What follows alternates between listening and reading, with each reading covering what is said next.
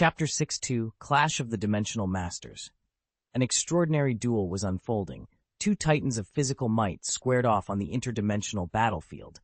On one side stood Ethan, master of high-dimensional travel, able to slip through the very fabric of reality at will. His opponent, the mad titan Thanos, felt an unprecedented pressure as Ethan's boundless mobility turned the cosmos into his playground. Refusing to yield, Thanos resolved to tap into fresh reserves of power. Clasping the glowing power gem in his gauntlet, he prepared to merge its limitless energy with his own indomitable will. Even among the Infinity Stones, the power gem was notorious for both its staggering potential and its volatility. Any misstep could unleash a cataclysm, wiping out everything nearby. Thanos shut his eyes and sank deep into concentration. His mind stretched outward, seeking resonance with the raw cosmic force contained within the gem. He had to achieve perfect harmony between his consciousness and that seething energy. A moment's distraction, a tremor in his focus, and the gem's power might spiral wildly beyond his control. Slowly, a transformation began. Thanos felt his awareness expand beyond flesh and bone, transcending the familiar 3 dimensions. He became attuned to the hidden layers of reality, sensing alternate universes, parallel timelines, every corner of existence laid bare before him. Channeling this fused power, Thanos pressed the gem's energy against his forehead, forging a brilliant focal point of radiant force. Light crackled and rippled around him, the raw potential of the cosmos bending to his will. Across the void, Ethan paused, sensing the shift in Thanos' aura. The true battle was about to begin, and neither master would hold back. This focal point served not only as a reservoir of energy, but also as Thanos' window into higher dimensional space. Through it, he could detect the faintest fluctuations in the cosmos and track Ethan's movements across multiple dimensions. As his awareness expanded, he began to perceive the invisible trails that marked Ethan's path, echoes of his past and future selves, and the barely perceptible energy beams he hurled in attack. In 3-dimensional reality, those assaults would have gone unnoticed.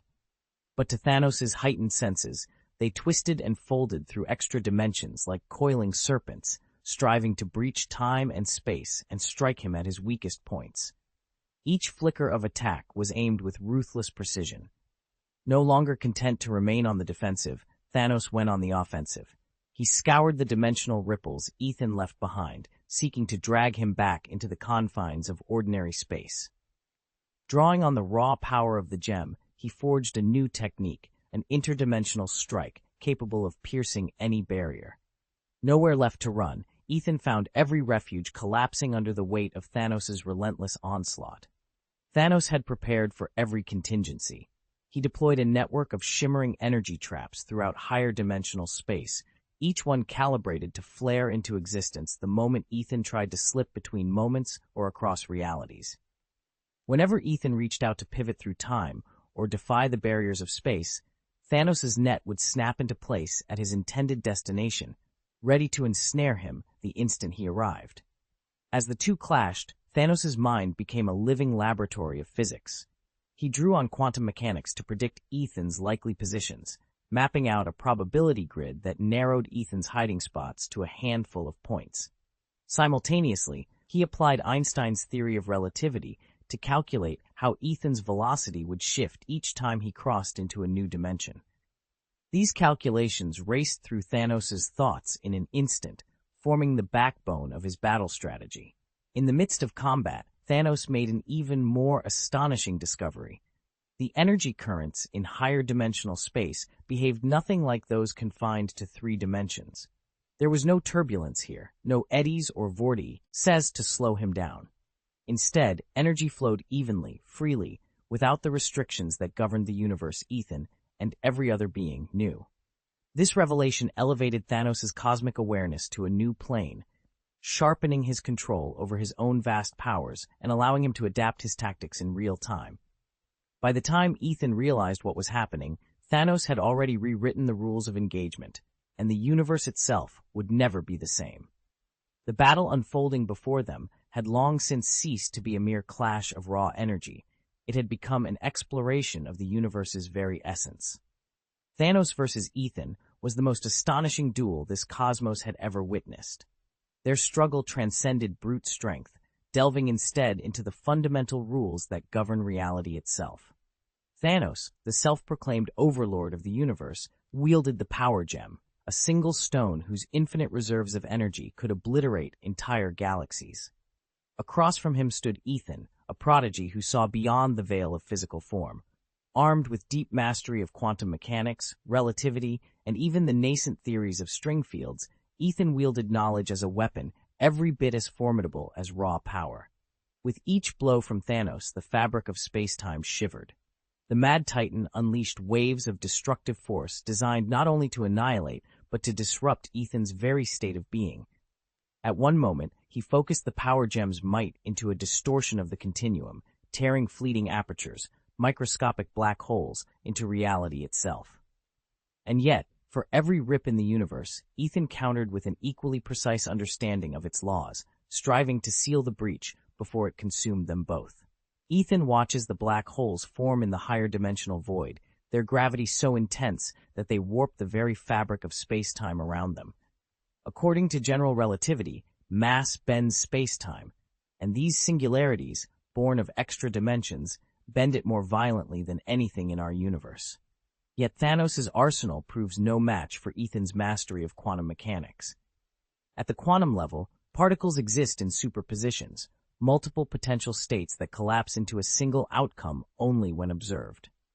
Drawing on this principle, Ethan weaves a tapestry of complex entangled states.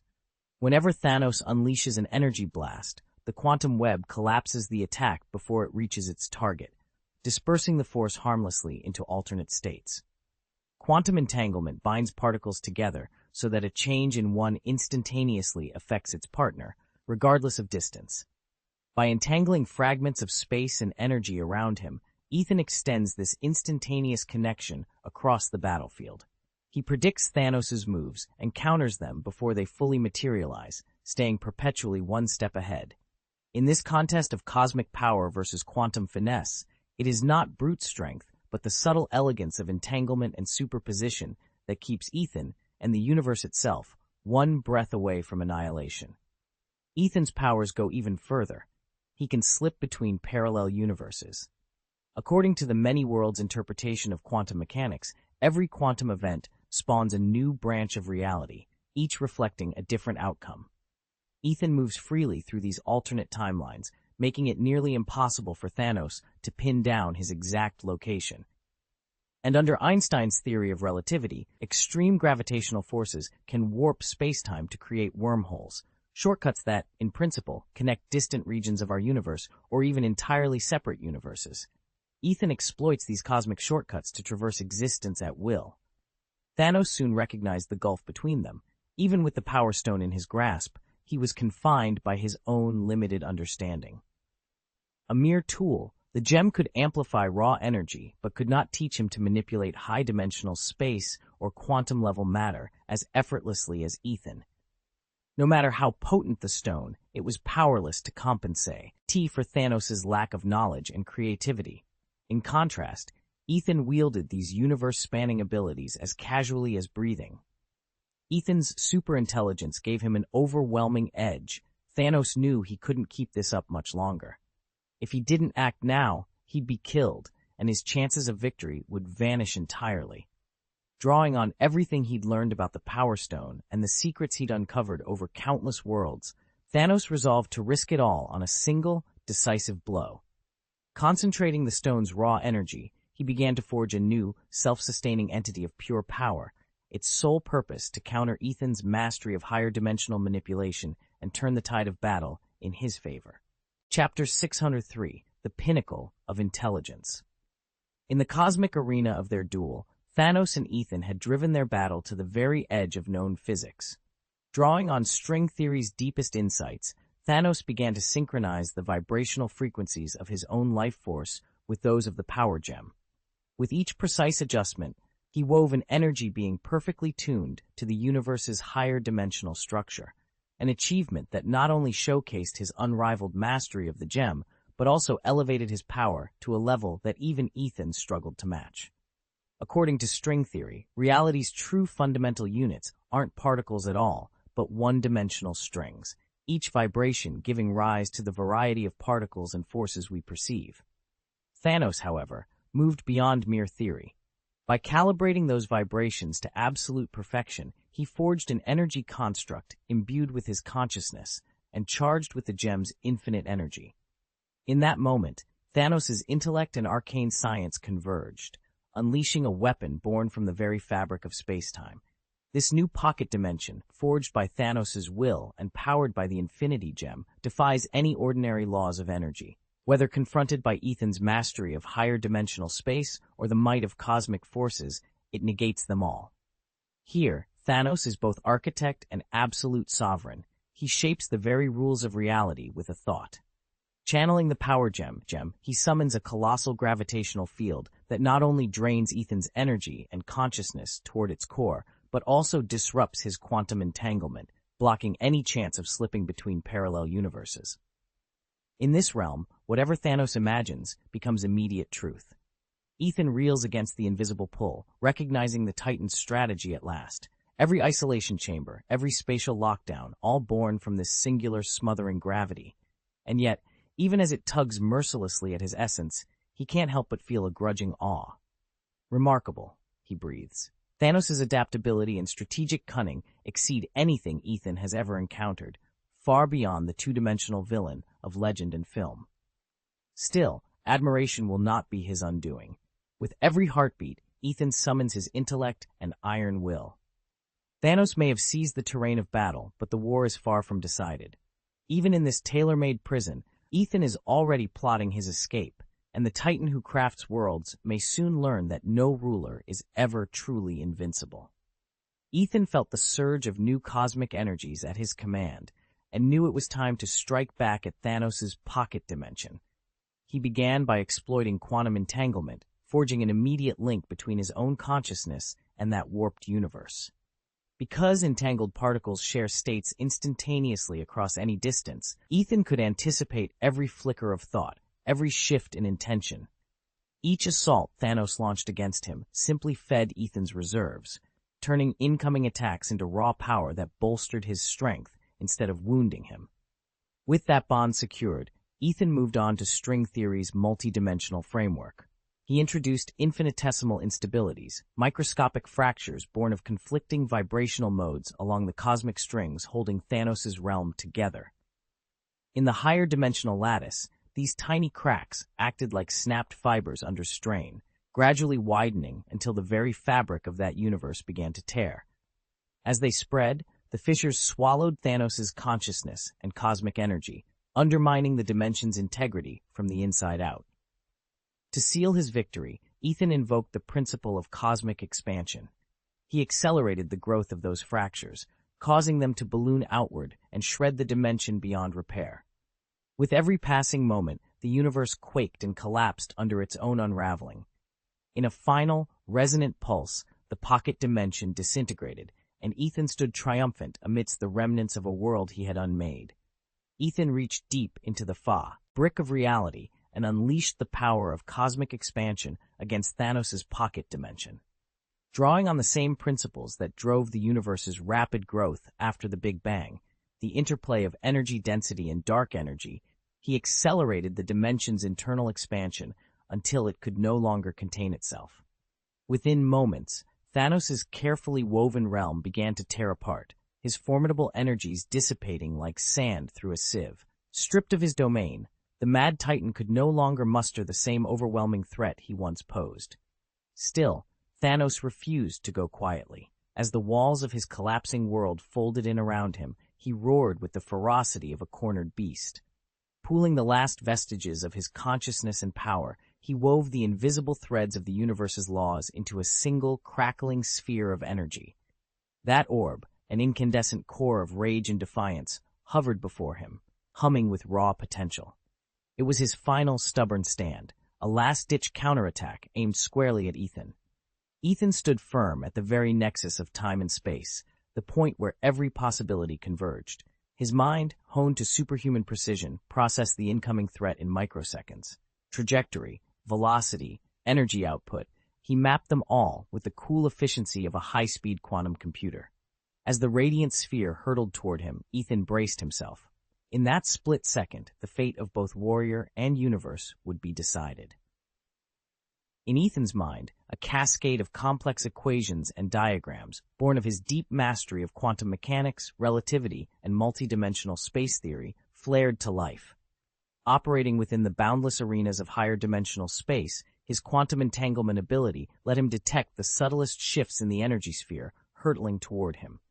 With that real-time data, he bent his body in a seemingly impossible maneuver, narrowly evading Thanos' assault. But Ethan's response had only just begun. Calculating the sphere's trajectory in an instant, he reached out with his entangled senses, imperceptibly rerouting its path. The glowing orb traced a startling curve through the air, then, like a boomerang guided by his will, snapped sharply back toward its source. This reversal was more than mere trickery. It was a testament to Ethan's unparalleled command of high-dimensional physics. By turning Thanos' own power against him, he delivered a blow as sudden as lightning. The Titan staggered beneath the unexpected backlash, tasting his own destructive force for once, and suffering damage the likes of which he had never known. Ethan poured every ounce of his strength into the energy ball. When it struck, Thanos' defenses shattered like glass. The Mad Titan's consciousness and life force scattered in all directions, leaving him momentarily exposed and vulnerable. In that brief instant of weakness, Ethan knew this was his one chance to end the nightmare once and for all. Summoning the raw power of the entire universe, Ethan wove together electromagnetic fields, the strong and weak nuclear forces, and even the pull of gravity into a single, blinding beam of light. It was more than an attack. It was the culmination of every cosmic energy at his command. Nothing in existence could withstand its onslaught. If it hit, Thanos would be stripped of every fragment of power. His mind would shatter, and his very essence would be erased. Ethan raised his arms and unleashed the beam. It carved a path of luminous devastation through the cosmos, growing brighter and more intense with each passing second. The fabric of space itself trembled under its brilliance. Victory seemed assured. Then, in the heartbeat before impact, a golden gauntlet snapped into place around Thanos' fist. Each finger click echoed like a death knell. At its center, the green time stone flared to life, casting rippling waves of emerald light. In an instant, that light twisted the beam, bending it, slowing it, and throwing it back on its course. History itself strained under the power of the time stone.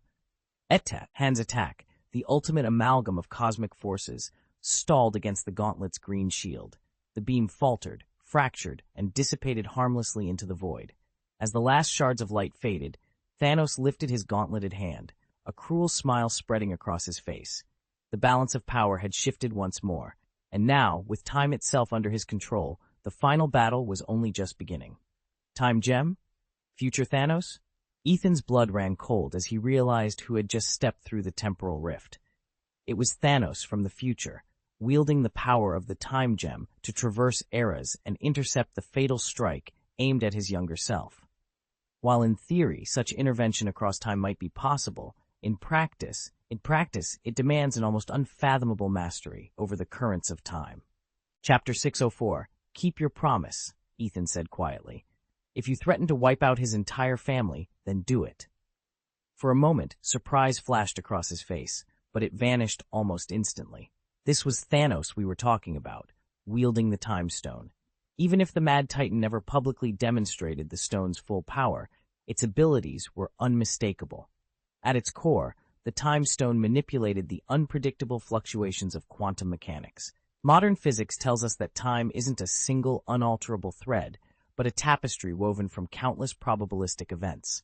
By tapping into those microscopic uncertainties, the stone could bend, loop, or even rewrite the flow of time itself.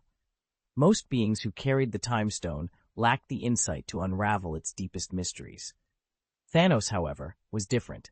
His cosmic intellect and unshakable will allowed him to see beyond the veil, to master the stone's hidden laws, and to wield time as effortlessly as a surgeon wields a scalpel.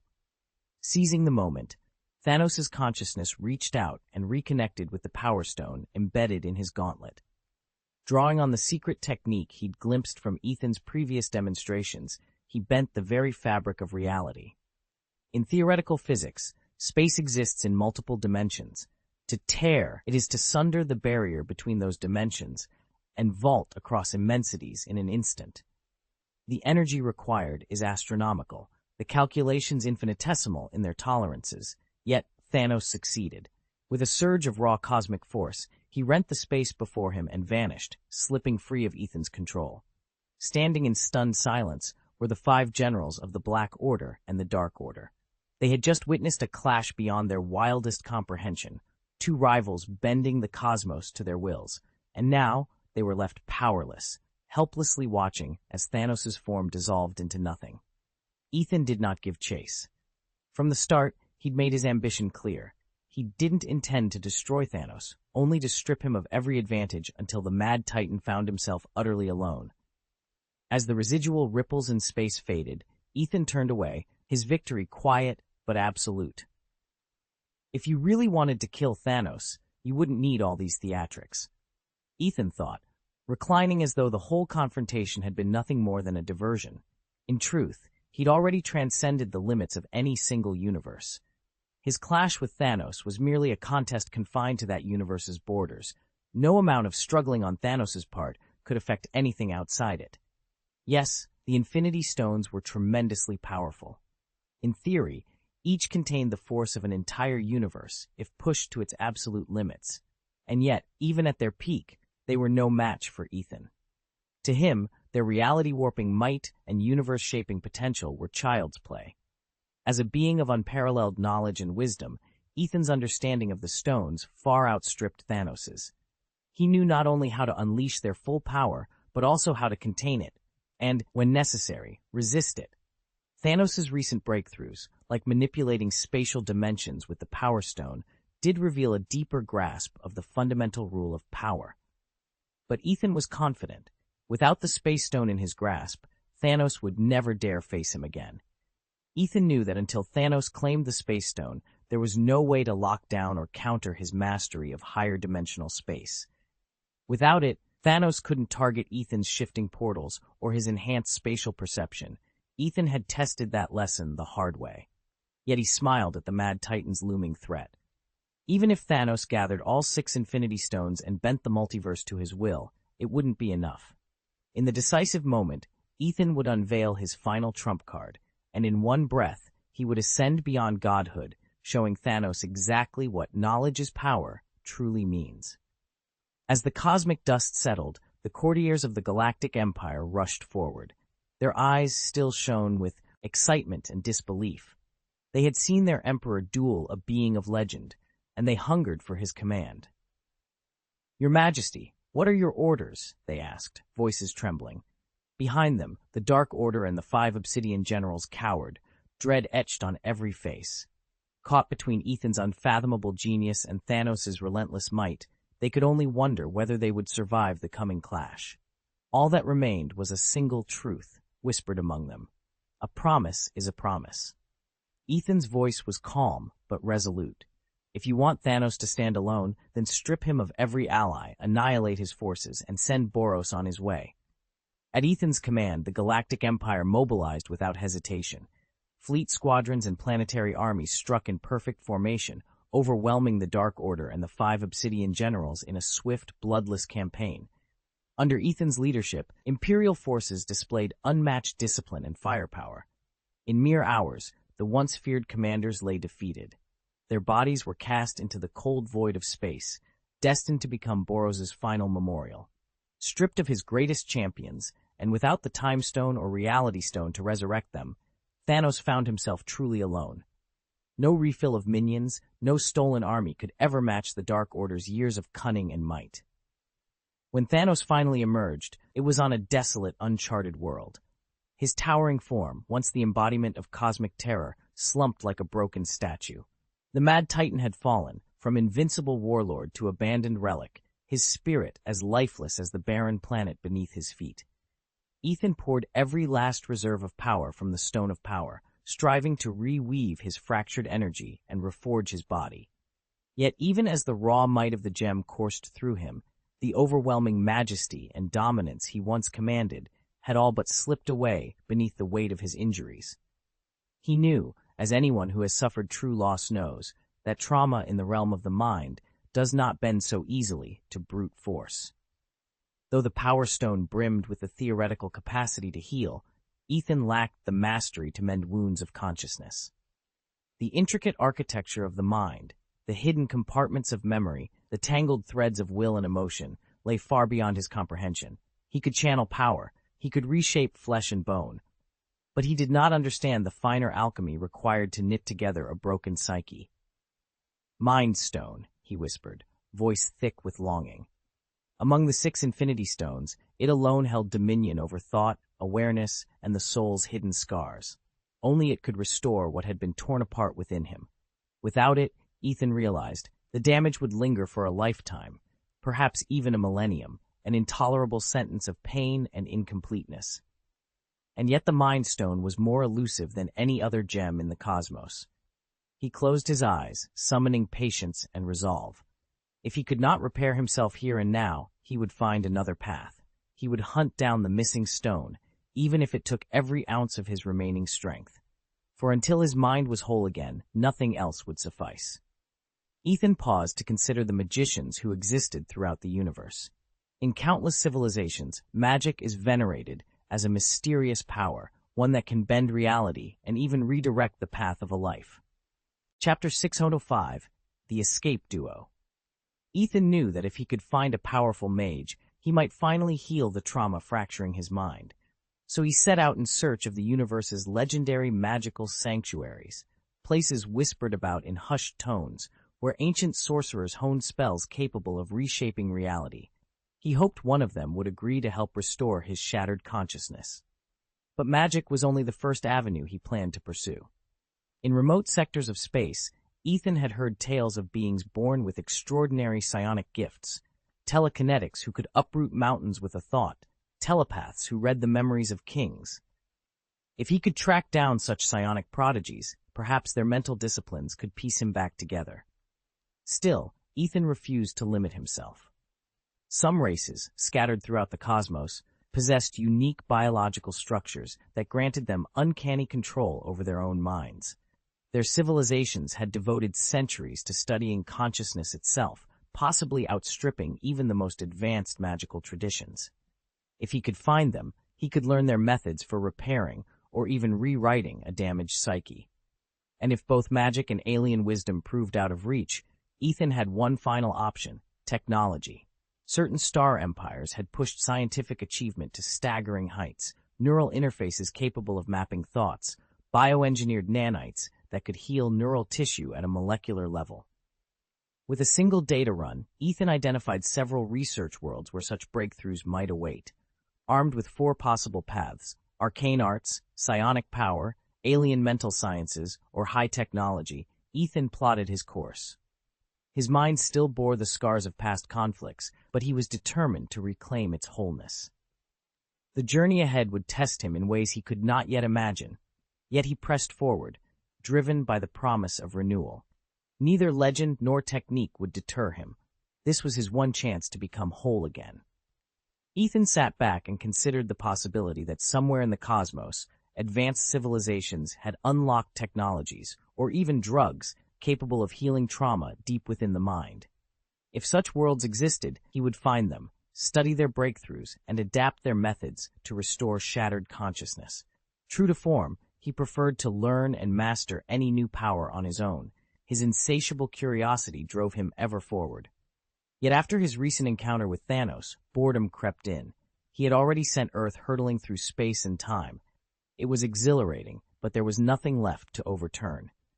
Even beings of cosmic power needed a breather. Then the Ancient One made her dramatic return. Her sudden reappearance spoke volumes. She had stayed hidden for a reason, and now she was drawing a line. As Sorcerer Supreme, she was staking her ground. Ethan read the warning as clearly as if she'd spoken it aloud. "At least wait until I retire, then you can do whatever you want." He smiled, unconcerned. Even the Time Stone's might was not absolute against him. He was all too aware of the countless ways he could eliminate the Ancient One, no matter how much dark dimension energy she siphoned in. Powers wielded by higher dimensional beings always exceeded the grasp of their lower dimensional opponents, and Ethan had no intention of stepping down. Ethan's powers as a high-dimensional being far outstrip anything the Ancient One can muster. In our familiar, three-dimensional world, time flows in one direction, forward, and every moment is gone forever once it passes. But in the higher dimensions where Ethan was born, time behaves differently. It can loop back on itself, branch into alternate paths, and even reverse course. For Ethan, moving along the timeline is as natural as walking through a room. He can occupy past, present, and future simultaneously, glimpse events yet to unfold, and rewrite history at will. Long before the Ancient One takes aim, Ethan already knows each of his adversaries' moves and has perfected the counters. Space, too, bends to Ethan's will. Stripped of its ordinary three-dimensional limits, it becomes a malleable, multi-layered tapestry, folded, twisted, and woven into impossible geometries. Using this power, Ethan reshapes the battlefield into a labyrinth of shifting corridors and disorienting angles, ensnaring the Ancient One in traps with no conventional exit. When he chooses, Ethan can tear open a rift in the spatial fabric and cast his opponent entirely out of the current plane of existence. Armed with absolute mastery over both time and space, Ethan never fights on his opponent's terms. Every clash becomes a subtle dance across dimensions and timelines, with the Ancient One forever a step behind. No matter how the fight unfolds, Ethan's foresight and spatial command ensure that victory is never in question. Ethan knew that even though the Ancient One could draw on the Dark Dimension's power, that energy would falter in this high-dimensional realm. The laws governing a higher dimension don't mirror those of our own universe. Gravity, time, even the very fabric of reality stretches and twists in ways the Ancient One has never encountered. No matter how potent the Dark Dimension's force might be back home, here it would be a candle against the sun. More importantly, high-dimensional beings possess a perceptual reach that simply dwarfs anything a low-dimensional entity can muster. Ethan could see ripples in the Ancient One's energy field and trace the flow of his thoughts almost as easily as reading ink on a page. He even sensed the Ancient One's hidden intentions before they fully formed, every strategy, every feint revealed. That instantaneous insight gave Ethan the upper hand in every skirmish. While the Ancient One reacted and adapted, Ethan was always a step ahead, tailoring his counters the moment an attack was conceived. And beneath all of that lay the greatest gulf of understanding between them, the nature of existence itself. In the higher dimensions, life need not be bound to flesh and bone. It can manifest as pure energy, as streams of information, or even as abstract ideas given form. Ethan's consciousness had evolved beyond physical constraints, and with that evolution came perspectives the Ancient One could scarcely fathom. Here, in the lofty expanse of hyperspace, Ethan stood unchallenged, not just by power, but by the very essence of what it means to exist. Ethan's existence and actions unfold on a plane the Ancient One simply cannot fathom. His attacks and defenses spring from a dimension beyond her perception. From a physics standpoint, lower-dimensional beings, like the Ancient One, face enormous hurdles when confronting a higher-dimensional entity. In both perception and the manipulation of time and space, the higher-dimensional creature holds an overwhelming advantage. There are simply too many layers of reality vying for Ethan's attention. With their uneasy alliance at an end, Loki and Ultron went their separate ways. Ultron set his sights on creating an empire of his own by mass-producing Saiyans and robots. Loki, for his part, began laying the foundations of a rival dominion, recruiting Raditz and Nabel as his lieutenants. Neither ventured far initially. Ultron headed straight for the solar system's wormhole. In this universe, wormholes, also known as Einstein-Rosen bridges, have become the key to intergalactic travel, linking distant points in space and making faster-than-light journeys possible. Ultron had grown restless. With Emperor Ethan still anchored in the solar system and the Saiyans closing in, Ultron knew he could not afford to stay any longer. His plan was simple: seize the hidden wormhole network woven through our neighborhood of space and slip into another galaxy before the Saiyan Armada arrived. Modern cosmology tells us that on the grandest scales, the universe resembles a vast honeycomb, the so-called cosmic web. Expanding dark energy and the pull of dark matter have sculpted matter into filaments and walls, while immense voids, regions almost entirely empty, stretch between them. Where these elements intersect, space-time warps most intensely, creating natural gateways that might bridge unimaginable distances, the perfect routes for a cosmic jump. Ultron's sensors had pinpointed one such convergence right here in our solar system, on Titan, Saturn's largest moon. Titan's dense, nitrogen-rich atmosphere and exotic chemistry already made it unique among the planets and moons we know. But buried beneath its orange haze lay something far more extraordinary, a space-time knot so twisted that it folded back on itself, forming a stable channel to realms beyond our galaxy. Now, with every system recalibrated and his fleet standing by, Ultron only needed one command to open the passage. Once that wormhole was activated, the entire solar system would become nothing more than a departing footnote as Ultron and his forces vanished into the intergalactic night, far from Emperor Ethan's reach and the looming Saiyan threat. Loki chose a different path. He slipped into a hidden corridor, threaded through the roots of the world tree, passing beyond the connections that bind the 9 realms to the tree itself. And in an instant, he was beyond our solar system. Take Nidavellir, for example. Though we chart it as a dwarf planet, it's really just another branch of the world tree, yet it lies in a remote star cluster, far from Sol's influence. If it orbited anywhere near a neutron star's crushing gravity, it would have been torn to pieces long ago. Wherever the tree's branches extend, they spawn secret tunnels like this one, but finding them is a matter of luck, or ancient lore. Still, those who manage it can traverse entire galaxies in the blink of an eye. Chapter 606. The transcendent Luoji wasn't among the group, no surprise there. She had an uncanny ability to sense hidden corridors and could slip out of the solar system whenever she chose. Ethan frowned. "All right, let's seal off every exit they might use," he announced, a steely glint in his eyes. If the Galactic Empire was to earn its name, they couldn't afford loose ends. He paused, considering his next move. "Maybe I should bring in a detachment of Kryptonians," he mused. "Ultron and his crew already have their Saiyans. It's time we offered something distinctly our own." The thought of Doomsday, even in his ancient form, no longer daunted him. Ethan was confident he could defeat that behemoth. On top of that, he possessed the means to regulate Kryptonian mutations at will. "And if we're talking authenticity," he added, "the only true Kryptonians come from the DC universe." With that resolve, Ethan opened a portal and stepped into what he believed was the DC universe he knew. But the moment he arrived, he sensed something was profoundly different. The energy that pulsed through this world was familiar, yet off-kilter, like an echo of the reality he remembered. This wasn't his original DC universe at all, but a parallel realm with its own strange undercurrents. Ethan took a steadying breath. He'd set out in search of genuine Kryptonian power.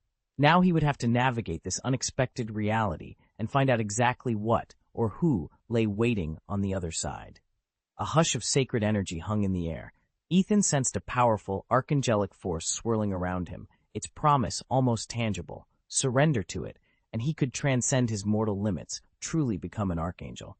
But Ethan wasn't fooled. He'd faced such a lure before and understood the seductive illusion that power could weave. After all, he was only one archangel from the DC universe, no match for the infinite tapestry of the multiverse. "Back off," he growled, voice steady. "I don't need your tricks."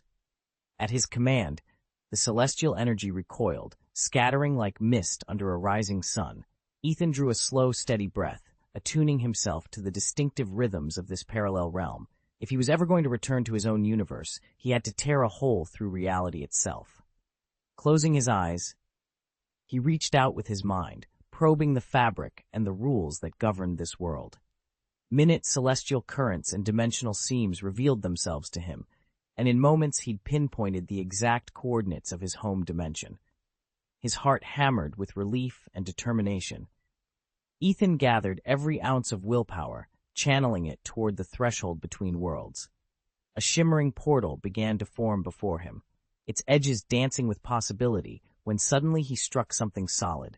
A fierce resistance, unseen but unyielding, pushed back against him. He faltered, breath catching in his chest. Whatever force barred his way was stronger than anything he'd encountered yet. Ethan steeled himself. The path home might be blocked, but he wasn't about to give up. Not now, not ever. Chapter 1. The Seal of Holy Light. Ethan opened his eyes to a wall of radiant energy blocking his path. No, more precisely, it was a seal forged from condensed holy light, sealing off any hope of returning to his original universe. He scowled and poured every scrap of arcane knowledge and divine insight he'd accumulated into one desperate strike. But the barrier stood unmoved, impenetrable. Frustration and anger surged through him. This supreme god certainly had a sense of humor. Not only had it flung him into this strange parallel world, but it had also trapped him here behind an unbreakable seal. Ethan wasn't about to accept his fate.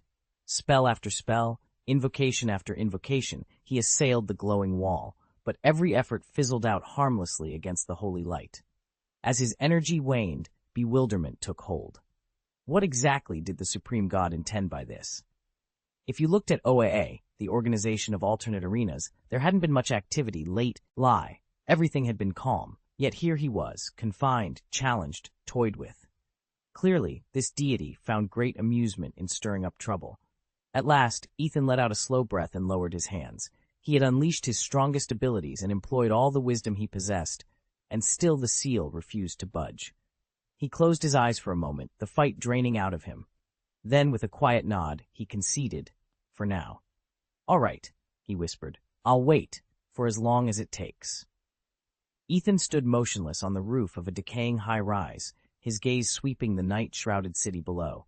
He had long since abandoned any pretense of resistance. After all, with the power of transcendence, he was more formidable than Superboy Prime himself. Not even the Supreme Being could imprison him. If he wished, Ethan could slip through time or simply withdraw from the entire DC universe. Only the other DC realities lay beyond his reach. Tonight, he chose Gotham. A sprawling fortress of darkness, Gotham City brooded under heavy clouds of fog and sin. Towering, crumbling buildings lined the streets like silent sentinels, their weathered facades bearing silent witness to decades of crime and despair. As dusk gave way to night, every alleyway blackened, every mist-shrouded corner whispered of unseen dangers.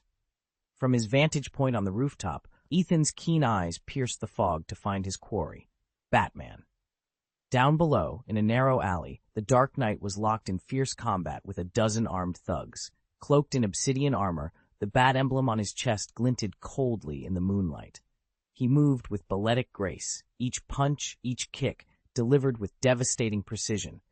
Yet against overwhelming numbers and relentless gunfire, even he struggled to gain the upper hand. Bullets ricocheted off nearby walls, forcing Batman to twist away at the last heartbeat. For every thug he knocked back, another took his place, pressing him deeper into the alley's choking gloom. Ethan crossed his arms, the faintest smirk playing at his lips. Gotham's stalwart guardian was a force to be reckoned with, but outnumbered, outgunned, and isolated, he would not hold out forever. Tonight, Ethan thought, adjusting his coat against the damp chill, the night had room for one more shadow. Ethan watched the rooftop fight below with keen, critical eyes. The masked vigilante in black moved with striking agility. No doubt he had talent, but Ethan could tell this Batman was still green. A seasoned Dark Knight would have dispatched the gangsters in a handful of swift, decisive strikes. Instead, this newcomer hesitated, adapting and learning on the fly under the weight of so many attackers. A faint hum began to rise from Ethan's armor. He felt the subtle vibrations ripple through his body as a sleek, obsidian plating wove itself over his frame. The metal was light yet unbreakably strong, its surface etched with golden filaments that pulsed like living circuitry. From his waist up, his suit assumed a form more streamlined and imposing, joints reinforced with heavy but flexible armor that promised greater resilience. Ethan's helmet sealed over his head in one fluid motion. A crystallized visor slid into place, its interior alive with tiny sensors and displays, thermal imaging, motion tracking, threat analysis, and more, all feeding directly to his enhanced perception. Every detail of the rooftop, every movement of the thugs below, was laid bare in high-definition clarity. Standing fully armored, Ethan felt a surge of confidence. Tonight, he would be the guardian this city needed, and he would ensure that this inexperienced Batman learned from the best. Ethan draped a black cloak over his shoulders and stepped from the shadows like a phantom. Batman, perched on a gargoyle above Crime Alley, immediately sensed the shift in the newcomer's aura. Without looking back, he spun into a roundhouse kick, but struck nothing more substantial than a rush of icy air. Landing lightly, Batman whirled to face his opponent. The black cloak billowed in the breeze, giving then the appearance of a demon risen from the depths. "Impressive entrance, Batman," Ethan said, his voice calm, low, and tinged with amusement. It carried clearly inside Batman's cowl, every syllable echoing with unnerving clarity. Batman narrowed his eyes. He had never seen this man and couldn't divine his purpose. He readied himself, muscles coiled for an instant attack. "Who are you?" he growled. "Ethan North," the stranger replied. "Gotham's newest protector, but you can call me the Beyonder." A pause followed as Batman studied him. "The Beyonder?" he repeated, testing the name's weight in the chilly night. Ethan let the title hang between them, cloak swirling as he remained perfectly still, his next move anyone's guess. Chapter 6-7, Record Files. Batman's brow tightens as he broods beneath his cowl, his sharp gaze piercing the shadows around him. Right now, his mind is wrestling with a single question: what or who is the Transcendent? Despite the vast databank stored in his cerebral archive, nothing in his files or memories even mentions that name. It's completely unknown to him, and the unsettling void of that gap makes him uneasy. After all, Batman thrives on control, on knowing every variable in play. Unfamiliar forces disrupt that balance. A sudden burst of automatic fire shatters his concentration. Gangsters, armed to the teeth, open up on him and Ethan, the young man he rescued. Bullets pelt the alley walls like hailstones, each metallic ping a reminder that they're outgunned and outnumbered. "Take cover!" Batman barks, vaulting behind a dumpster. He grips his grappling gun and flicks his utility belt, sending down a flashbang that detonates with a blinding strobe and ear-splitting bang. The thugs reel, their aim thrown off. Even so, Batman refuses to abandon the innocent. He doesn't yet know Ethan's true identity or why he called on the Dark Knight in his hour of need. He only knows this: no one, especially an ordinary citizen caught in a sinister plot, should be left defenseless. Rising from cover, Batman hurls a smoke pellet at their feet. A cloud of inky darkness chokes the alley. Through the haze, he senses Ethan clutching his side, fear and determination warring in the young man's eyes. Without hesitation, Batman sweeps in, arm extended, and pulls Ethan to safety behind a reinforced service door. The bullets keep coming, but now they strike the steel barrier with harmless clatters. Batman presses a whispered instruction into Ethan's ear. "Stay low, I'll handle this." Ethan nods, wincing as he sinks to one knee. Batman turns back toward the gunman, silhouette outlined by the flickering street lamp. Even here, trapped and targeted, he refuses to yield. Because Batman may not have all the answers about the Transcendent, but he never permits the innocent to pay the price for his questions. And tonight, that principle will hold as long as he draws breath. Batman hesitated. What if Ethan wasn't some superpowered savior, but just an ordinary man? As a thug's gun snapped, a bullet aimed squarely at Ethan, Batman's instinct was to dive in, to throw himself across that fatal trajectory. But before he could move, a sudden grip closed around his wrist. He spun to find Ethan, face set with determination, pulling him through the dimly lit streets at a breakneck pace. Batman's pupils shrank. It was as if an invisible vortex had swallowed them both, the city's lights streaking past in surreal blurs. Behind them, the gangsters' fire intensified, bullets tearing at brick and mortar. Yet Ethan didn't waver. He surged forward, and to Batman's astonishment, they burst clean through the heart of the firefight, unharmed, untouched, until they stood behind the stunned criminals. Panting, Batman glanced back at Ethan, who met his gaze with a faint, knowing smile. The raw power in Ethan's pull, his sheer astonishing speed, left Batman both stunned and curious. He needed to understand how an ordinary man could defy every law of motion so effortlessly. Ethan, too, had been surprised, not by Batman's willingness to protect him, but by the hero's instinct to leap into danger rather than evade it. And in that instant, Ethan had done the same, his reflexes pushing them both to safety before Batman even knew what had happened. Night cloaked the alley in shadows as Ethan stepped forward, his movements precise and unhesitating. Strapped to his palm was a curious device, its surface pulsing with a soft, otherworldly glow under the moonlight. Without a word, he reached out and pressed his fingers against the firearms held by the startled gangsters. In an instant, Solid steel bent and buckled as though molded by an invisible hand. Barrels curled into grotesque spirals, triggers and frames contorted into twisted, unusable silhouettes. The once deadly weapons looked more like tortured metal sculptures than firearms. At the same moment, the men themselves cried out in anguish. Their palms warped and deformed where Ethan's device made contact, as if something beneath their skin was clawing its way out. Agonized screams tore through the night, each one echoing off the brick walls and sending shivers down the spine. Perched on a nearby rooftop, Batman watched the spectacle with mounting astonishment. He had seen many displays of strength, but nothing like this. The stranger's power defied all logic and all known science. 1,000 questions swirled in Batman's mind. Who was this Ethan? Where did his ability come from? What hidden technology or force lay behind that faintly glowing device? But there was no time to indulge his curiosity. The immediate threat had been neutralized, and more dangers could be lurking in the dark. Batman forced his questions aside, preparing instead to join Ethan in securing the rest of the area. The night was far from over, and the answers would have to wait.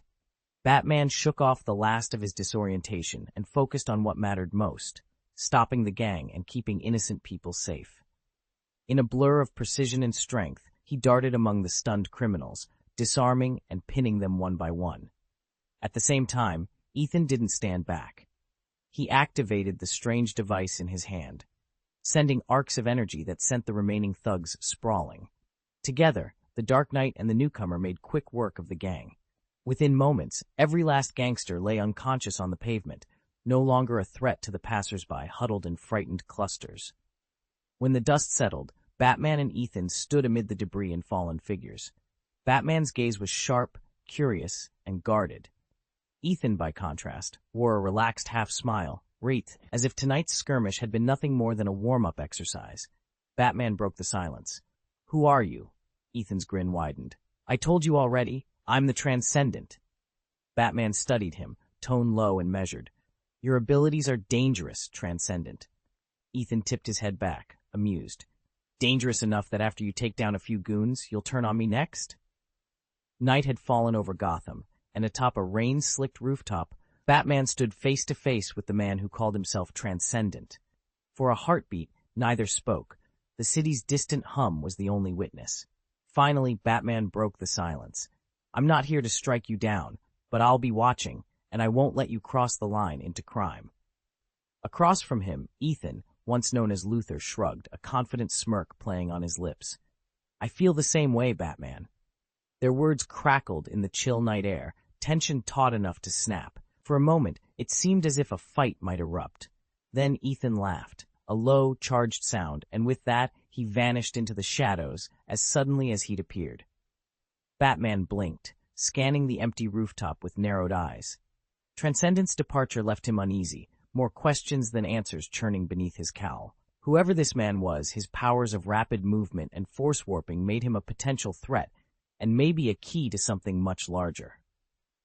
Later, at Wayne Manor, Bruce removed his cowl and entered the study where Alfred awaited. The butler looked up from his ledger, concern etched in his features. "Alfred," Bruce said, lowering himself into the leather chair, "tonight I encountered a new adversary. He calls himself Transcendent." "Transcendent, sir?" Batman activated the desktop's voice recorder. "File it under Transcendence. Subject exhibits high-speed movement and apparent force twisting, possibly a gravity manipulation device or power. I want everything logged and analyzed."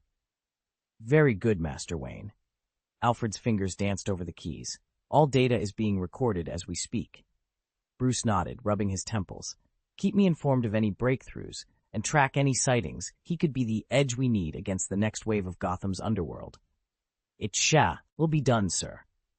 Bruce stood and donned his cape. "Thank you, Alfred. I'll be in the Batcave." "As always, sir," Alfred replied, his calm voice a steady anchor in the storm of the night's revelations. Outside, thunder rumbled, an omen, perhaps, of the trials yet to come, and in the dark heart of Gotham, two vigilantes prepared to shape its future. Chapter 5. The Enigmatic Offer. Ethan had always been Batman's indispensable right-hand man. Whether it was a mundane task or a thorny case, he never failed to see it through. Tonight, as he reviewed Gotham's surveillance feeds, Alfred cleared his throat. "Sir, don't you think this could actually work in our favor?" Alfred asked, glancing up from his dossier. Batman hesitated, absorbing the older man's question. "You're referring to transcendence?" "Precisely," Alfred confirmed. "We've devoted ourselves to keeping Gotham safe, but it's a struggle. If someone, anything, steps forward willing to help, shouldn't we at least consider it?" Batman remained silent for a moment, staring at the flickering monitors. Finally, he exhaled. "It's a tempting prospect, but we can't trust a stranger, especially one who appears as mysterious as this transcendence. Before we do anything, we need to understand his true motives." Alfred nodded. "Of course, sir. Yet we shouldn't let caution turn into paranoia. A potential ally could be the edge we need." Batman turned away from the screens and fixed Alfred with a measured look. "Initiate a secure channel. We'll extend an invitation to test his intentions." Alfred gave a curt bow. "Very good, Master Wayne. I'll see to it right away." As Alfred retreated to prepare their first contact with the unknown entity, Batman allowed himself a moment of hope. In a city that never slept, allies were rare and invaluable. If Transcendence proved trustworthy, Gotham might finally gain the reinforcement it so desperately needed. Chapter 608, Batman's Analysis and Response. Batman inclined his head and replied evenly, "Alfred, you make sense. I'll give it serious thought." Alfred let out a quiet breath of relief. His master still had a clear head and wasn't blindly placing his trust. That was encouraging. Ethan needed allies if he hoped to survive. No one should face Gotham's threats alone. The more strength he could gather, the more protection he'd have. Bruce Wayne's eyes narrowed as the image of the Transcendent hovered inside the Batham's display. He agreed with Alfred's reasoning, but before welcoming this mysterious figure into his circle, he had to be certain of who, or what, he was dealing with. Without hesitation, Bruce uploaded the captured data to the Wayne Group's private database, a meticulously compiled archive drawn from the city's citizen files. Moments later, the system sprang to life, running a detailed comparison of body shape, facial structure, and every identifiable marker. The search churned through records covering nearly every resident of Gotham, isolating potential matches. Batman watched the progress bar inch forward, no margin for mistakes. If this stranger truly held answers or posed a threat, he would know soon enough. Aside from the unidentified criminals and stowaways, our database search came up empty. There's no record of anything or anyone matching the Transcendent. That tells us the Beyonders almost certainly aren't native to Gotham. Bruce Wayne frowned, considering what that meant. He wanted to believe in true heroes, but Gotham's brutal streets made him doubt an outsider would enter willingly. And if they did, could they really remain untarnished here? "The scan's finished," he said, voice low. "There's no trace of the Transcendent in any Gotham archive." Alfred entered then, carrying a tray with black tea and dinner. Hearing Bruce's report, he offered another theory. "Master Bruce, perhaps this Transcendent has disguised himself somehow, altered his appearance before arriving." Bruce nodded.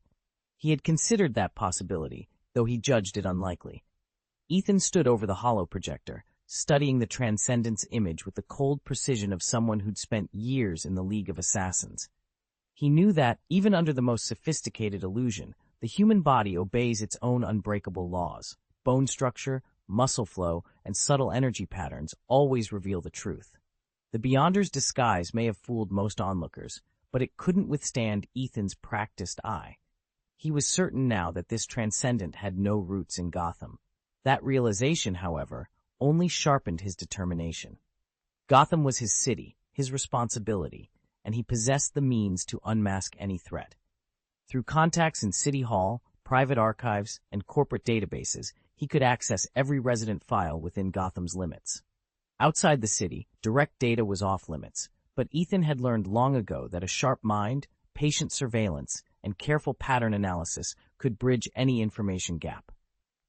By charting the Beyonder's behavior, tracing its power signatures, and correlating them with known phenomena, he would pinpoint its origin and prepare a countermeasure tailored to its abilities.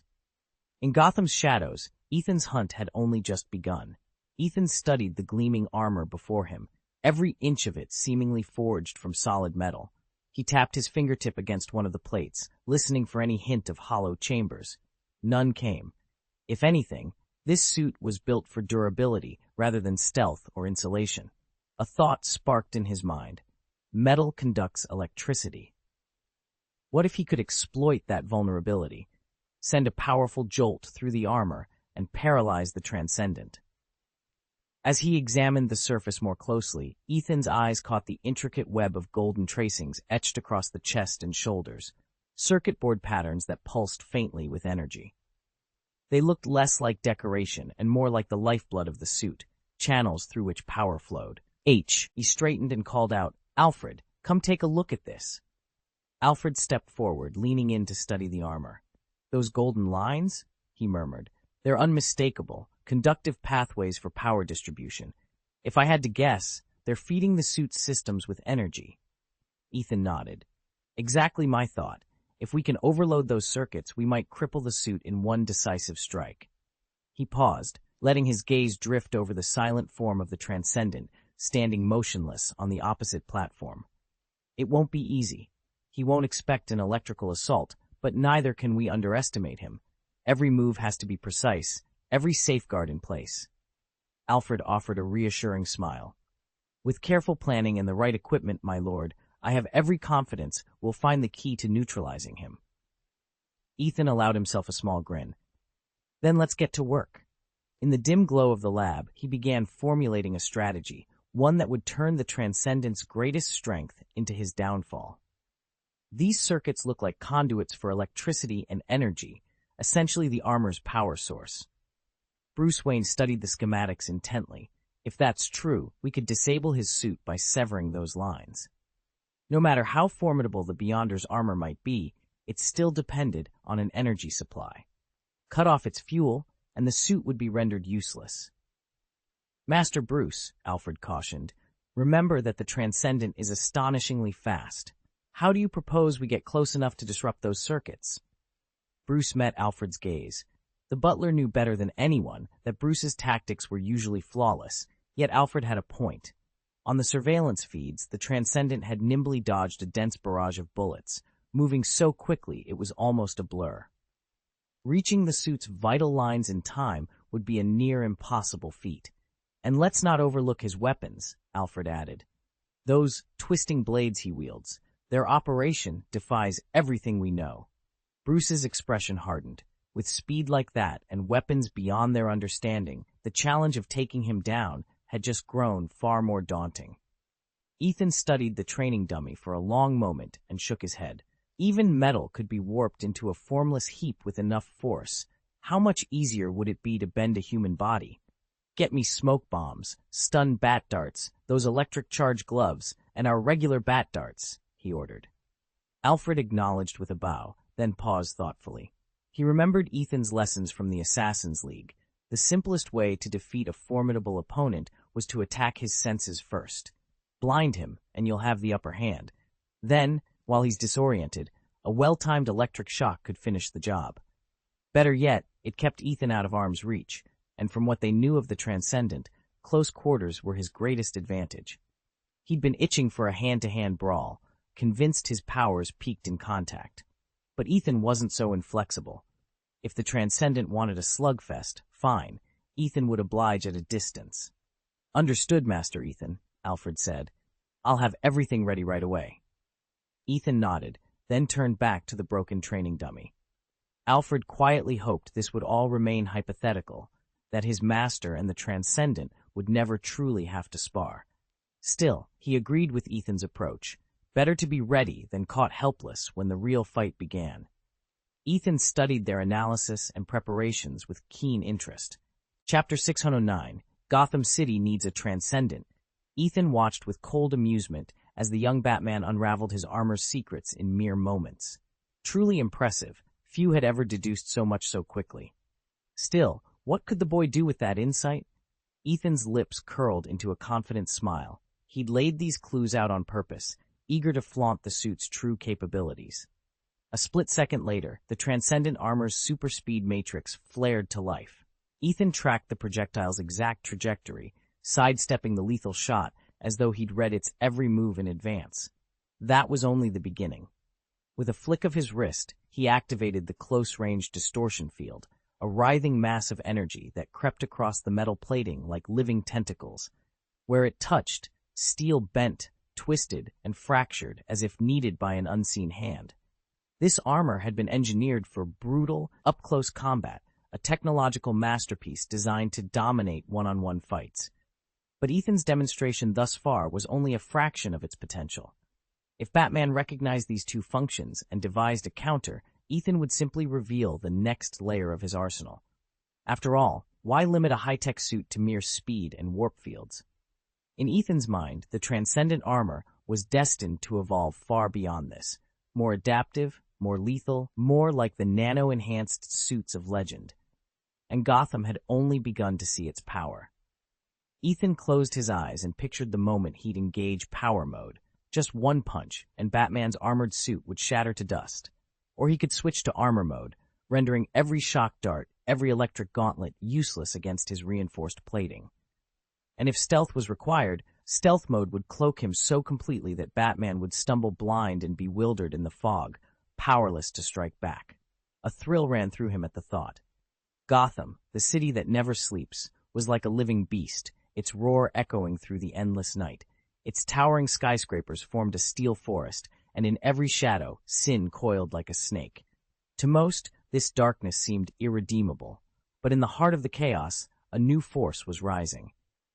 He was known as the Beyonder, Gotham's newest hope and the terror of its criminals. Unlike Batman, bound by the creed of no killing, Ethan believed in a more absolute justice. To him, the only true punishment for murderers, rapists, and thieves was to strip them of every tool that let them commit evil again. No second chances, no escape. Here in the gloom, as distant alarms and sirens split the night, Ethan felt the weight of his mission settle over his shoulders. Heavy, inevitable, and righteous. The city needed more than a symbol, it needed a reckoning, and he would be the instrument of its wrath. In Ethan's hands, once arrogant criminals became like kites with snapped strings, their limbs twisted into grotesque, unnatural angles. The agony alone would leave them haunted by regret for the rest of their lives, and it was a punishment so absolute that they could never again raise a hand to commit another crime.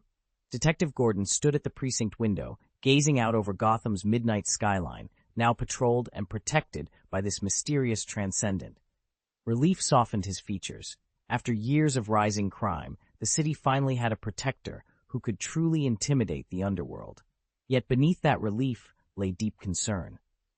Ethan's brand of justice was undeniably effective, but it was ruthlessly severe. Was such harshness a necessary deterrent, or the seed of yet greater problems to come? Gordon frowned, torn between gratitude for the newfound safety on Gotham's streets and worry over the fearsome methods behind it. Ethan, the man known only as the Transcendent, paid none of it any heed.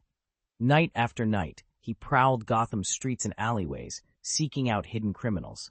Like a ghost, he always materialized at the moment of greatest need, striking each target with a single, devastating blow. Rumors of his exploits spread quickly, transforming him into a living legend. The Transcendent is our savior. Forget Batman. Gotham needs the Transcendent. He's incredible. I've never felt this safe before. On every corner, citizens spoke in hushed, hopeful tones, their faces bright with a long-lost optimism. With Ethan watching over the city, they dared to believe that peace might finally be within reach. But not everyone celebrated his methods. A growing chorus of critics argued that his brand of justice was far too brutal and dangerously outside the law. They took to social media, condemning every ruthless takedown. He could have incapacitated them without tearing them apart. Doesn't anyone think he's gone too far? He's not a hero, he's a demon. Above the clamor of praise and protest, Ethan remained silent. He vanished into the darkness of Gotham's backstreets, driven by a mission that required no applause and cared little for the world's approval. Graffiti-scrawled placards trembled in the cold Gotham breeze. My innocent cousin was just walking by when his hands and feet were twisted by the Transcendent. He has no respect for human rights. A small band of protesters had gathered, determined to draw attention to the vigilantes' brutal tactics, but their voices were quickly drowned out by cheers from a grateful city. In the quiet of his study, Bruce Wayne watched the news reports with a knot of unease in his chest. Every headline celebrated the Transcendent, proclaiming him Gotham's brightest hero, its newest star. Bruce admired that no one had been killed. The Transcendent claimed he sought justice, not murder, but the methods left criminals alive only to endure a fate worse than death. Bones broken, minds shattered, this was punishment without closure, cruelty disguised as righteousness. Bruce's fingers tightened around his wineglass. Unchecked violence, even in the name of justice, could corrupt the noblest of intentions.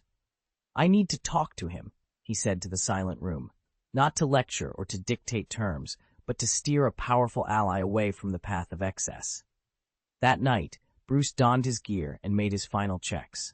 Under cover of darkness, he would seek out the Transcendent and remind him that true justice must honor mercy as well as strength. Ethan had left nothing to chance. Armed with every piece of equipment he developed specifically to counter the Transcendent, honed by Alfred's relentless training and tested again and again in simulated battles, each one ending in a perfect victory, he refused to accept anything less than absolute success. A single percentage point of failure, he decided, would be intolerable. Now, beneath a pallid moon, he crouched on the edge of a skyscraper, his cape unfurling behind him like the massive wings of a bat. From this height, all of Gotham lay sprawled below, a city of shadows and secrets. Then the night air split with gunfire, sharp, rapid, insistent, coming from the harbor. Gotham Port was infamous, a narrow stretch of docks where quick money lured quick sins. Here crime hatched and festered more densely than anywhere else in the city. Ethan's jaw tightened. "They're up against something serious," he muttered. Without hesitation, he stepped off the ledge. His cape snapped open, catching the wind and transforming into an improvised glider. In moments, he was sweeping down toward the docks, ready to face whatever threat awaited, and determined to emerge victorious, no matter the odds.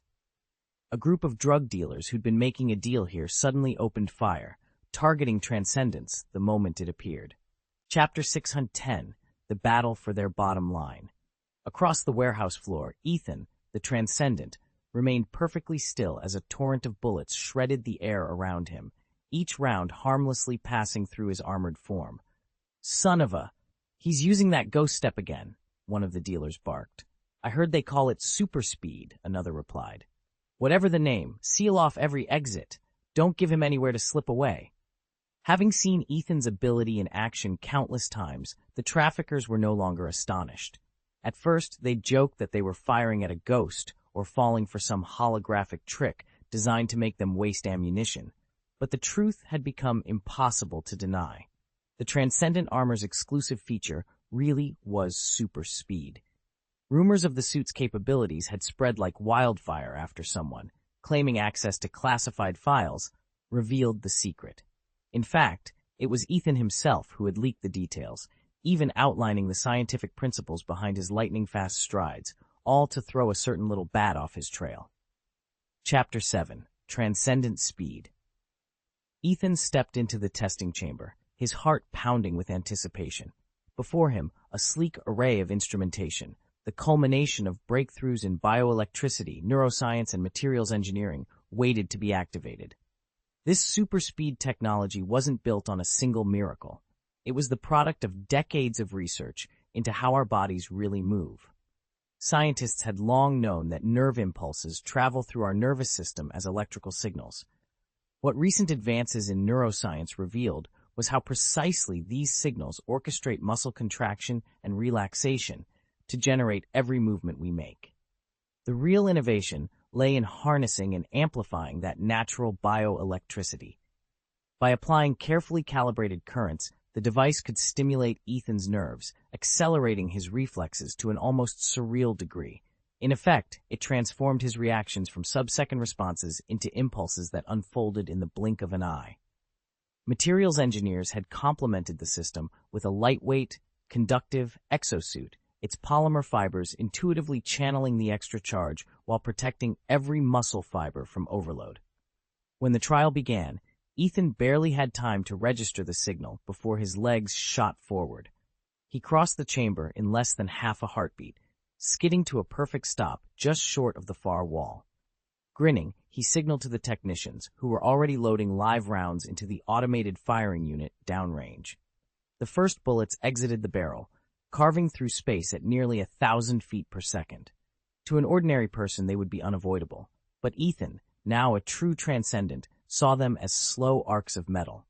At a measured breath, he bent his knees, pivoted, and slipped between two rounds, each shell cashed out in puffs of dust, harmlessly impacting the reinforced wall behind him. Ethan straightened and dusted off his suit, his pulse still racing. Against this kind of speed, no conventional weapon would pose a threat. The thrill of dodging projectiles became a heartbeat of confidence coursing through him.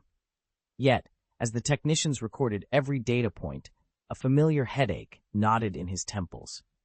Not from the experiment, but from the knowledge that his transformation hadn't gone unnoticed on the streets. Despite all the advantages this power gave him, the city's underworld was relentless.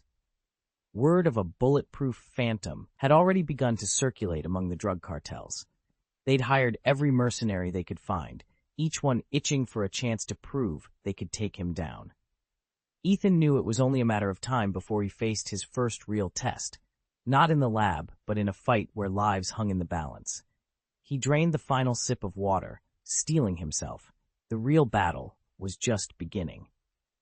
They moved to seal off every one of Ethan's hiding spots, determined to keep him from slipping away with his super speed tech. But just then, Ethan unleashed another of his abilities, the distortion field.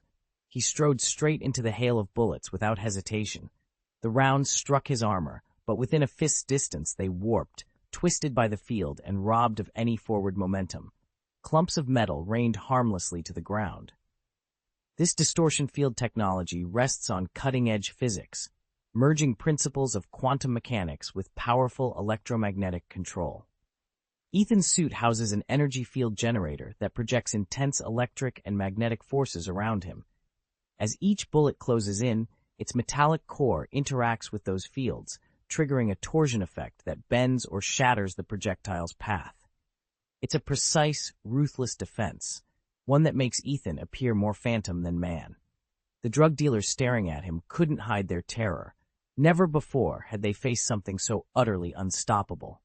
Ethan moved with lightning speed, weaving through the circle of terrified dealers before they even realized he was there. Each time his fingertips brushed a gun or grazed an arm, steel and flesh warped in a grotesque instant, twisting, contorting, as though gripped by an invisible vice. This was the Transcendent's signature power, a force so precise it could reorder matter at the molecular level. By manipulating local force fields, Ethan's advanced combat armor let him distort the very structure of metal and muscle alike, turning weapons and limbs into mangled wreckage with a thought. "Ah, my hand!" One man screamed as his fingers bent backward, the bones splintering beneath his skin. "Please, no, don't hurt me," another stammered, dropping his pistol and stumbling backward. Ethan paused only long enough to lift an arm. "Surrender," he said coolly. "Show me you're not a threat, and I'll spare you." His words were enough. One by one, the dealers crumpled to the ground, their will to fight sapped by shock and pain. The alley fell silent except for their gasping breaths and the distant hum of city lights, proof that sometimes the deadliest weapon is precision harnessed by a determined mind. The screams rippled through the alley like waves of agony. Some victims collapsed outright, foam bubbling at their lips, bodies convulsing uncontrollably. Worse still, the Transcendent's distortion fields had warped their own firearms, tearing the metal into jagged shards that fused with living tissue. Limbs bent at impossible angles, steel splinters and bone splinters writhed together beneath shredded flesh. Even the world's greatest surgeons would have no hope of separating man from metal. A dark silhouette dropped from the rooftops, landing between Ethan and the writhing victims. Moonlight glinted off the familiar bat emblem on his chest. "Beyond her," Batman's voice cut through the chaos, calm but absolute. "This ends now." Ethan laughed, a cold, mirthless sound. "Batman, you think you can stop me? Look around. You owe me, not the other way around. I'm saving Gotham from itself." Batman stepped forward, boots crunching on broken concrete. His cape snapped behind him like a storm cloud. "You're destroying everything you claim to protect," he said softly, eyes unwavering. I'm not here to fight you. I'm here to help you, Beyonder. Ethan's mocking smile faltered, replaced by genuine uncertainty. He straightened, the distortion energy flickering around his fists. Help me, he repeated, voice tight with disbelief. In that moment, even the convulsing figures at their feet seemed to freeze, as if sensing the shifting tide. The night held its breath. Ethan hovered on the rooftop's edge, the city lights of Gotham sprawled beneath him. Look at me, Batman, he called, voice heavy with challenge. I'm Gotham's most celebrated hero, the Beyonder. Everyone loves me. Tonight, a fan practically begged me to buy her place. In contrast, do you really think you're perfect? Batman said nothing at first. He stood motionless, studying Ethan's masked face. Finally, he spoke in a calm, measured tone. I know my flaws. I'm ready to pay the price for them, even if it means plunging into the abyss. But you, claiming to be transcendent, I see no guiding principle in your words, no bottom line. Ethan laughed, a cold, mirthless sound. Bottom line? You mean your precious rule about not killing? Stop mocking it, Batman replied, his voice tightening. Taking a life corrodes the soul. Unchecked power turns heroes into monsters. You may believe you're dispensing justice, but your methods have already crossed the line. Crossed the line? Ethan's grin widened. Then define justice for me. Is it watching criminals face the law, only to slip free on some technicality? Standing by, helpless, as they vanish into the night? Batman took a step forward, cape rustling in the wind. Justice isn't a perfect system of laws. It's a moral compass. It's what keeps us from becoming the very savages we hunt. I hold to it because I refuse to surrender my humanity. Humanity? Ethan scoffed. Or self-righteousness. It's hope, Batman said quietly. Hope that something better exists than endless violence. Ethan's eyes narrowed beneath his mask. We'll see, Batman. We'll see which of us Gotham truly needs. Batman turned his gaze back to the city below. Gotham needs someone who can stare into the abyss and walk away without becoming it. Chapter 611. Achievement. A chill wind swept across Gotham's rooftops as Batman squared off against Ethan on the gargoyle-studded ledge. The city's lights flickered below them, indifferent witnesses to this clash of ideals. Batman drew a steady breath, his voice resolute. Justice isn't about senseless killing or blind revenge. It demands wisdom and courage. We protect the innocent, shield the weak, and we do it without becoming what we fight against. You, Ethan, you solve problems with violence. Ethan's lips curled into a disdainful sneer. The law of the jungle is nature's law. In a place as rotten as Gotham, that's truer than any courtroom decree. I do what needs to be done. Batman's cape rustled as he shifted his weight, eyes narrowing. Maybe your methods yield quick results, but in the long run, they'll drag this city into deeper chaos and darkness. What Gotham needs is order and peace, not more violence and hatred. Peace? Order? Ethan laughed harshly. Those are fairy tales you cling to. In the real world, only the strong survive. Batman stepped closer, his voice firm. You have to stop. Your actions aren't saving Gotham. They're tearing it apart. Ethan bristled. And who are you to pass judgment? You think you're so righteous. Batman inhaled, letting the city's night air fill his lungs. Then, in a low, unwavering tone, he answered, I'm no self-appointed judge of justice. I'm just a man who refuses to abandon hope, who stands between the darkness and those who can't defend themselves. You're the transcendent, Batman said quietly, and you need to set your own limits. Don't let your power corrode your heart. Ethan's eyes darkened with disdain.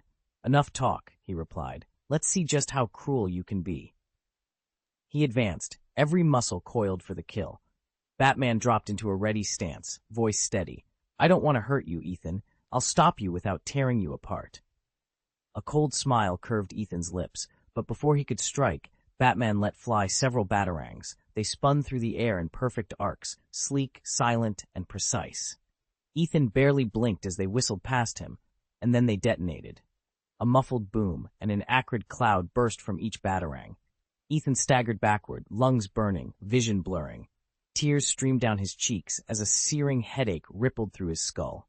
He realized too late that Batman had filled those blades with tear gas and a knockout agent, just the thing to subdue even a transcendent like him. Batman had been tracking the Beyonder for weeks, compiling every scrap of intelligence. The more he learned, the more he realized that ordinary smoke bombs wouldn't hold an otherworldly being. He set to work re-engineering his gadgets, upgrading his smoke dart rounds with 2 potent agents, tear gas and a custom sleeping gas, and refitting his cowl with dual filters to block both irritant and hypnotic vapors. A built-in heads-up display ensured he could see clearly through any lingering haze. The tear gas was adapted from a compact women's self-defense spray, lightweight yet brutally effective. The sleep agent, one of Batman's own formulas, could sedate an elephant in minutes. Batman made no apologies for ignoring potential neural damage. After all, anesthetics are among the most dangerous drugs in existence, which is precisely why only specialists administer them. When Ethan charged through the cloud, the blend hit him full force. He staggered, his limbs going limp, and crumpled to the ground, proof that the modifications worked. Batman allowed himself a moment of relief before tapping the control on his gauntlet. Instantly, a high-frequency sonic emitter activated, its piercing tones slicing through the smoke. Whatever or whoever rose next would find itself disoriented and vulnerable. This device is one of the byproducts of Ethan's research into transcendence. It mimics the concussive blast of a shock grenade, unleashing powerful sonic waves designed to overload an opponent's hearing. Against a transcendent like Ethan, those vibrations could literally shatter the auditory nerves. Batman strikes immediately, but cautiously, deploying a probing attack. He launches one of his electric bat darts, intending to short-circuit the armor's systems before closing in. The dart arcs through the air, and then Batman notices a flicker in Ethan's suit. The dart clangs off the armor with a bright ding, ricocheting harmlessly away. It clatters to the ground, still crackling with current, but utterly impotent against the transcendent. Batman's eyes narrow. "Does your armor have more functions I don't know about?" he mutters. He realizes in that moment that Ethan's twisted force field is only the beginning.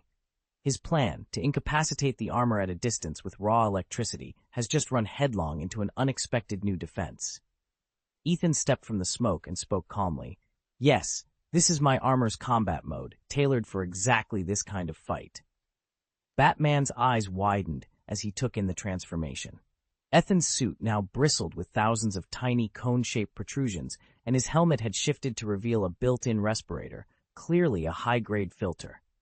Instantly, Batman knew his plan had collapsed. This configuration was all about defense, even sensory shielding, and he'd never guessed the Transcendent hid such an ability. He drew in a breath. A tactical withdrawal was the only option. Batman was no stranger to retreat. Any hero worth his cape knows that discretion can be the better part of valor. He began to back away, preparing to disappear into the night and rethink his strategy. Before he could vanish, a lightning-quick hand shot out and clamped onto his ankle. Batman staggered as Ethan's voice cut through the quiet. "Not so eager to run, are you?" Ethan's grin was feral as he tapped into his power. A sickly green glow pulsed beneath his gauntleted fist, coalescing into the move whispered about in the underworld. Hulk return. With that, Ethan wrenched his arm back, ready to unleash the full force of his armor's devastating counterattack. Bang! Bang! Bang! Ethan slammed Batman against the reinforced walls of the warehouse. Each blow rattled through the Dark Knight's armor, cracking plates and sending shockwaves of pain up his bones. Before he could recover, Ethan's arms shot out, seizing Batman by the torso and hoisting him high above his head. Batman's eyes widened behind his cowl. Even he knew this move all too well, yet he was powerless to stop it. Crack! A sickening snap echoed as Batman's spine bent at a brutal 90-degree angle. He let out a harrowing scream that reverberated off the cold concrete floors. Memories of Bane's infamous assault flickered through his mind. Until now, no one but Bane had ever broken his back. But this time was different. Batman collapsed to the ground, his legs refusing to obey him. Desperately, he tried to push himself upright, but his lower body remained unresponsive. Ethan stepped forward, his expression calm and unflinching. "You should retire, Senior," he said softly. Batman lay there, pain and shock pooling behind his eyes, as the world around him tilted into darkness. Chapter 612. A trial Batman heard Ethan's words, and a wave of helplessness washed over him. Yet even in the face of utter defeat, he refused to yield. Gritting his teeth, he summoned his remaining strength and forced himself upward. He could not afford to stay down, not while lives still hung in the balance. not while his mission remained unfinished. Ethan watched Batman struggle with a flicker of approval in his eyes. Never give up. That's the Dark Knight I know. You've lost, Batman, Ethan taunted, his voice ringing through the night sky with cold disdain. Batman collapsed back onto the hard, unyielding ground, pain shooting through him with every shallow breath. He knew Ethan was right. He had been beaten. Still, he felt no regret. He had already given everything to protect this world. He would sooner die on the battlefield than let his principles fall. Rasping but resolute, Batman whispered, "Maybe you're right, Beyonder." Each word was torn from him as if through sheer willpower, yet his eyes remained unflinching, fearless in the face of overwhelming power. He refused to bow. But as long as I have breath in my lungs, I will never abandon my faith or my mission. Ethan's voice was quiet but resolute, echoing through the ruined courtyard. He understood that this fight with the Transcendent wasn't merely about victory or defeat. It was about preserving the fragile peace and justice of Gotham. The Transcendent paused, still facing away, his broad shoulders outlined by the moonlight. He lingered for a moment, as if studying Ethan's conviction. "Is your faith really worth that much to you?" His tone was cold, mocking, like a giant looking down on an ant who dared to challenge him. Ethan said nothing.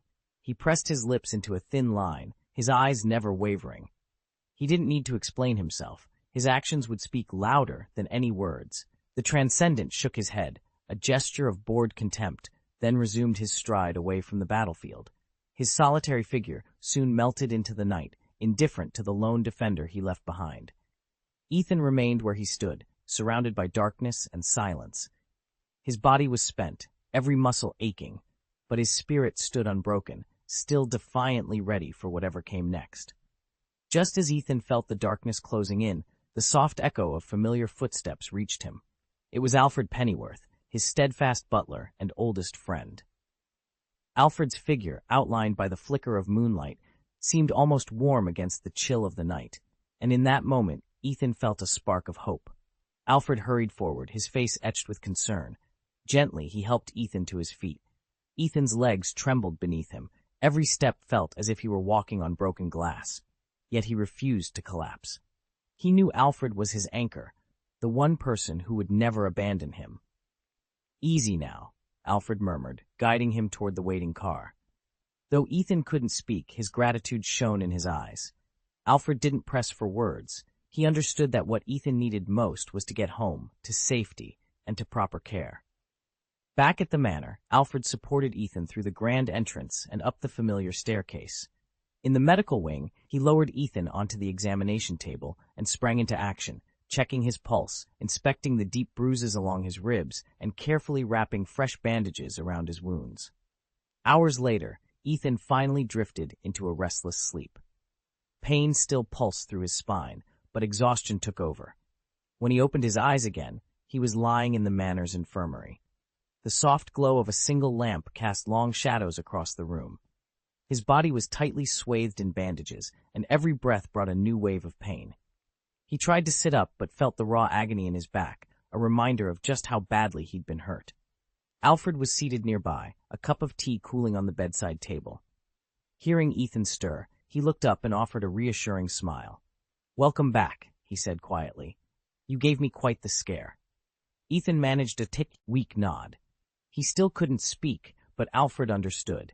With steady hands, he adjusted Ethan's pillows and poured him a sip of tea. "Rest now," Alfred whispered. "You've earned it." Ethan closed his eyes and let the warmth of Alfred's presence soothe him. He knew the road to recovery would be long, but as long as Alfred was by his side, he believed he might just stand again. Ethan sank onto the edge of the cot, a cold wave of powerlessness and despair washing over him. His spine throbbed with pain, and for the first time in his life, he feared his career as the city's guardian might be over. He had always been Gotham's light in the darkness. Now he was someone who needed looking after. The thought was bitter, but he refused to surrender. If he couldn't defend the city with his fists, he would find another way. "The Transcendent thought that by breaking me physically, he could force me to embrace his brutality," Ethan said, voice low but steady. He was wrong. Just then, Alfred stepped into the room, carrying a folder of medical reports. The doctor's verdict was cautiously optimistic. Ethan's spinal injury was severe, but not irreparable. With the right treatment and a rigorous program of rehabilitation, there was still hope for recovery. Relief and determination surged through Ethan. He knew the path ahead would be grueling, countless hours of pain, doubt, and slow progress. But he was ready. Under Alfred's watchful eye, Ethan began a disciplined regimen of physical therapy. Every morning he pushed himself through painful exercises, striving to regain even the smallest measure of strength and mobility. Day by day, he reminded himself of his purpose. The people of Gotham needed him. And no matter how long it took, Ethan vowed that he would stand again. Although progress was painstaking, Bruce never wavered. His faith in justice and his iron will drove him forward, even as each small victory seemed to slip through his fingers. Ethan, on the other hand, appeared almost indifferent to the struggle. If he couldn't succeed, he reasoned, he didn't deserve the mantle of Batman. "Think of this as my trial," he announced one evening, his voice calm and imperious. Under Ethan's watch, Gotham's crime rate plummeted to record lows. His tactics were merciless, far harsher than anything the police or even Bruce himself would ever condone, but undeniably effective. From the shadows, criminals found themselves facing punishments no court would ever impose: crippling injuries, sentences from which there was no appeal, or death. For the first time in years, they hesitated before drawing a weapon, knowing they were gambling with their lives. Yet this new peace remained precarious, built more on terror than on trust. Ordinary citizens, grateful for the absence of muggings and drive-bys, began to lean heavily on the enigmatic Beyonders, Ethan's silent enforcers. In truth, the Beyonders did little more than raise the price of wrongdoing steeply that few dared risk crossing them. Gone were the days when a street thug might slip through Batman's fingers, only to be quietly released by a bureaucratic loophole or a conveniently timed alibi. Under Ethan's regime, evidence and due process held no sway. Capture alone was guilt enough. The city's elite whispered their approval, convinced that only these iron-fisted methods could restore order to Gotham. But for Bruce, bedridden and bruised from his last encounter, the sight of this brutal vigilante justice stirred profound unease. As he lay in the darkness of Wayne Manor's infirmary, he replayed Ethan's words in his mind and wondered, at what point does the hero become the very monster he fights? He understood that true peace couldn't rest on fear alone, but on justice and the rule of law. He vowed that once he'd recovered, he would rise again and challenge Ethan, determined to drag Gotham City back into the light. Under Alfred's watchful eye, and with the doctor's support, Bruce's healing outpaced everyone's expectations. He began relearning the simplest movements, first standing, then taking a few faltering steps. Every effort shot pain through him, but he never winced. After all, he was Batman. Ethan, for his part, found this deadly game growing tiresome. The novelty of devising ever crueler torments for criminals had worn off. It all felt too easy, too dull. More than anything, he now longed to see Batman whole and ready, so they could finally face each other in a reckoning neither would forget. Chapter 613, Batman Fan Club. It's a miracle, Master Ethan. Afu's voice rang through the infirmary, thick with astonishment and relief. He stood in the doorway, eyes locked on Ethan as he sat propped on the bed, searching his face for any sign of weakness or recovery. Ethan turned toward him and offered a faint, confident smile. His skin was still a little pale, but the spark in his eyes had returned. He sat up a little straighter, as if already planning his next move. Gently shaking his head, he replied, "There's no miracle here, Afu. I've never given up on myself, or on this city. As long as I hold on to my faith, nothing can stop me." Ethan had always been unbreakable. No matter how dire the challenge, he refused to yield. Against all odds, his grievous injuries had closed and healed in record time, truly a blessing. Yet despite the evidence of his recovery, Afu's brow remained drawn with worry. Ethan might look ready, but could he really stand against an enemy as formidable as the Beyonder once more? Alfred hesitated before speaking. "Master Wayne, Gotham's streets have finally quieted down. With the Beyonder patrolling every corner, criminals dare not show their faces, and the number of daily incidents has fallen sharply. You've only just recovered. Perhaps you should rest a little longer." Bruce let out a soft sigh. He appreciated Alfred's concern, he always did, but he also felt the familiar tug of duty. He rose from the chair by the window and looked out at the city skyline, twilight painting the rooftops in purples and blues. His voice was steady, even resolute. "Alfred, you know who I am. I'm not just the heir to the Wayne fortune. I'm also Gotham's Batman. This city needs me. Its people need me. I can't abandon them just because I'm comfortable for a moment." Alfred studied Bruce's firm profile, worry etched in every line of his face. He knew better than to argue once Bruce had made up his mind. He bowed his head respectfully. "I understand, Master Wayne. Whatever you decide, you'll have my full support."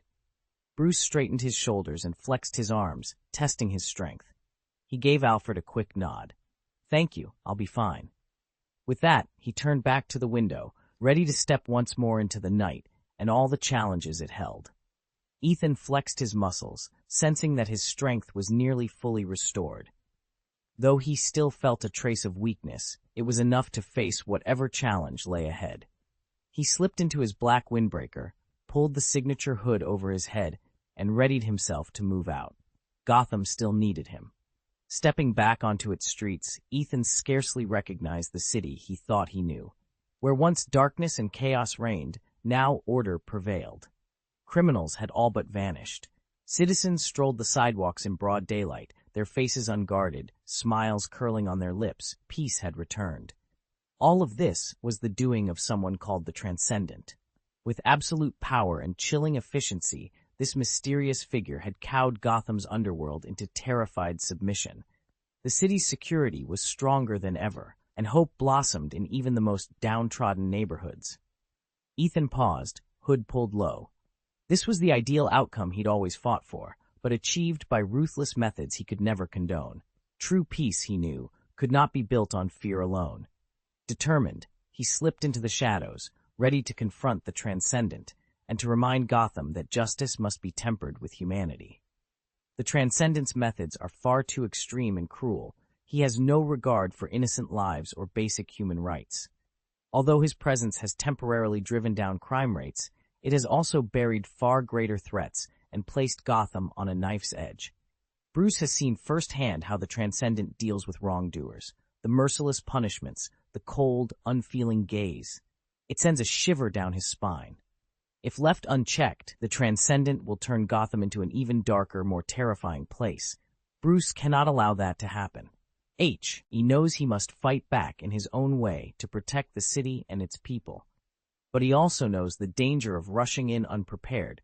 He's seen the consequences, so he resolves to grow stronger before confronting the Transcendent head-on.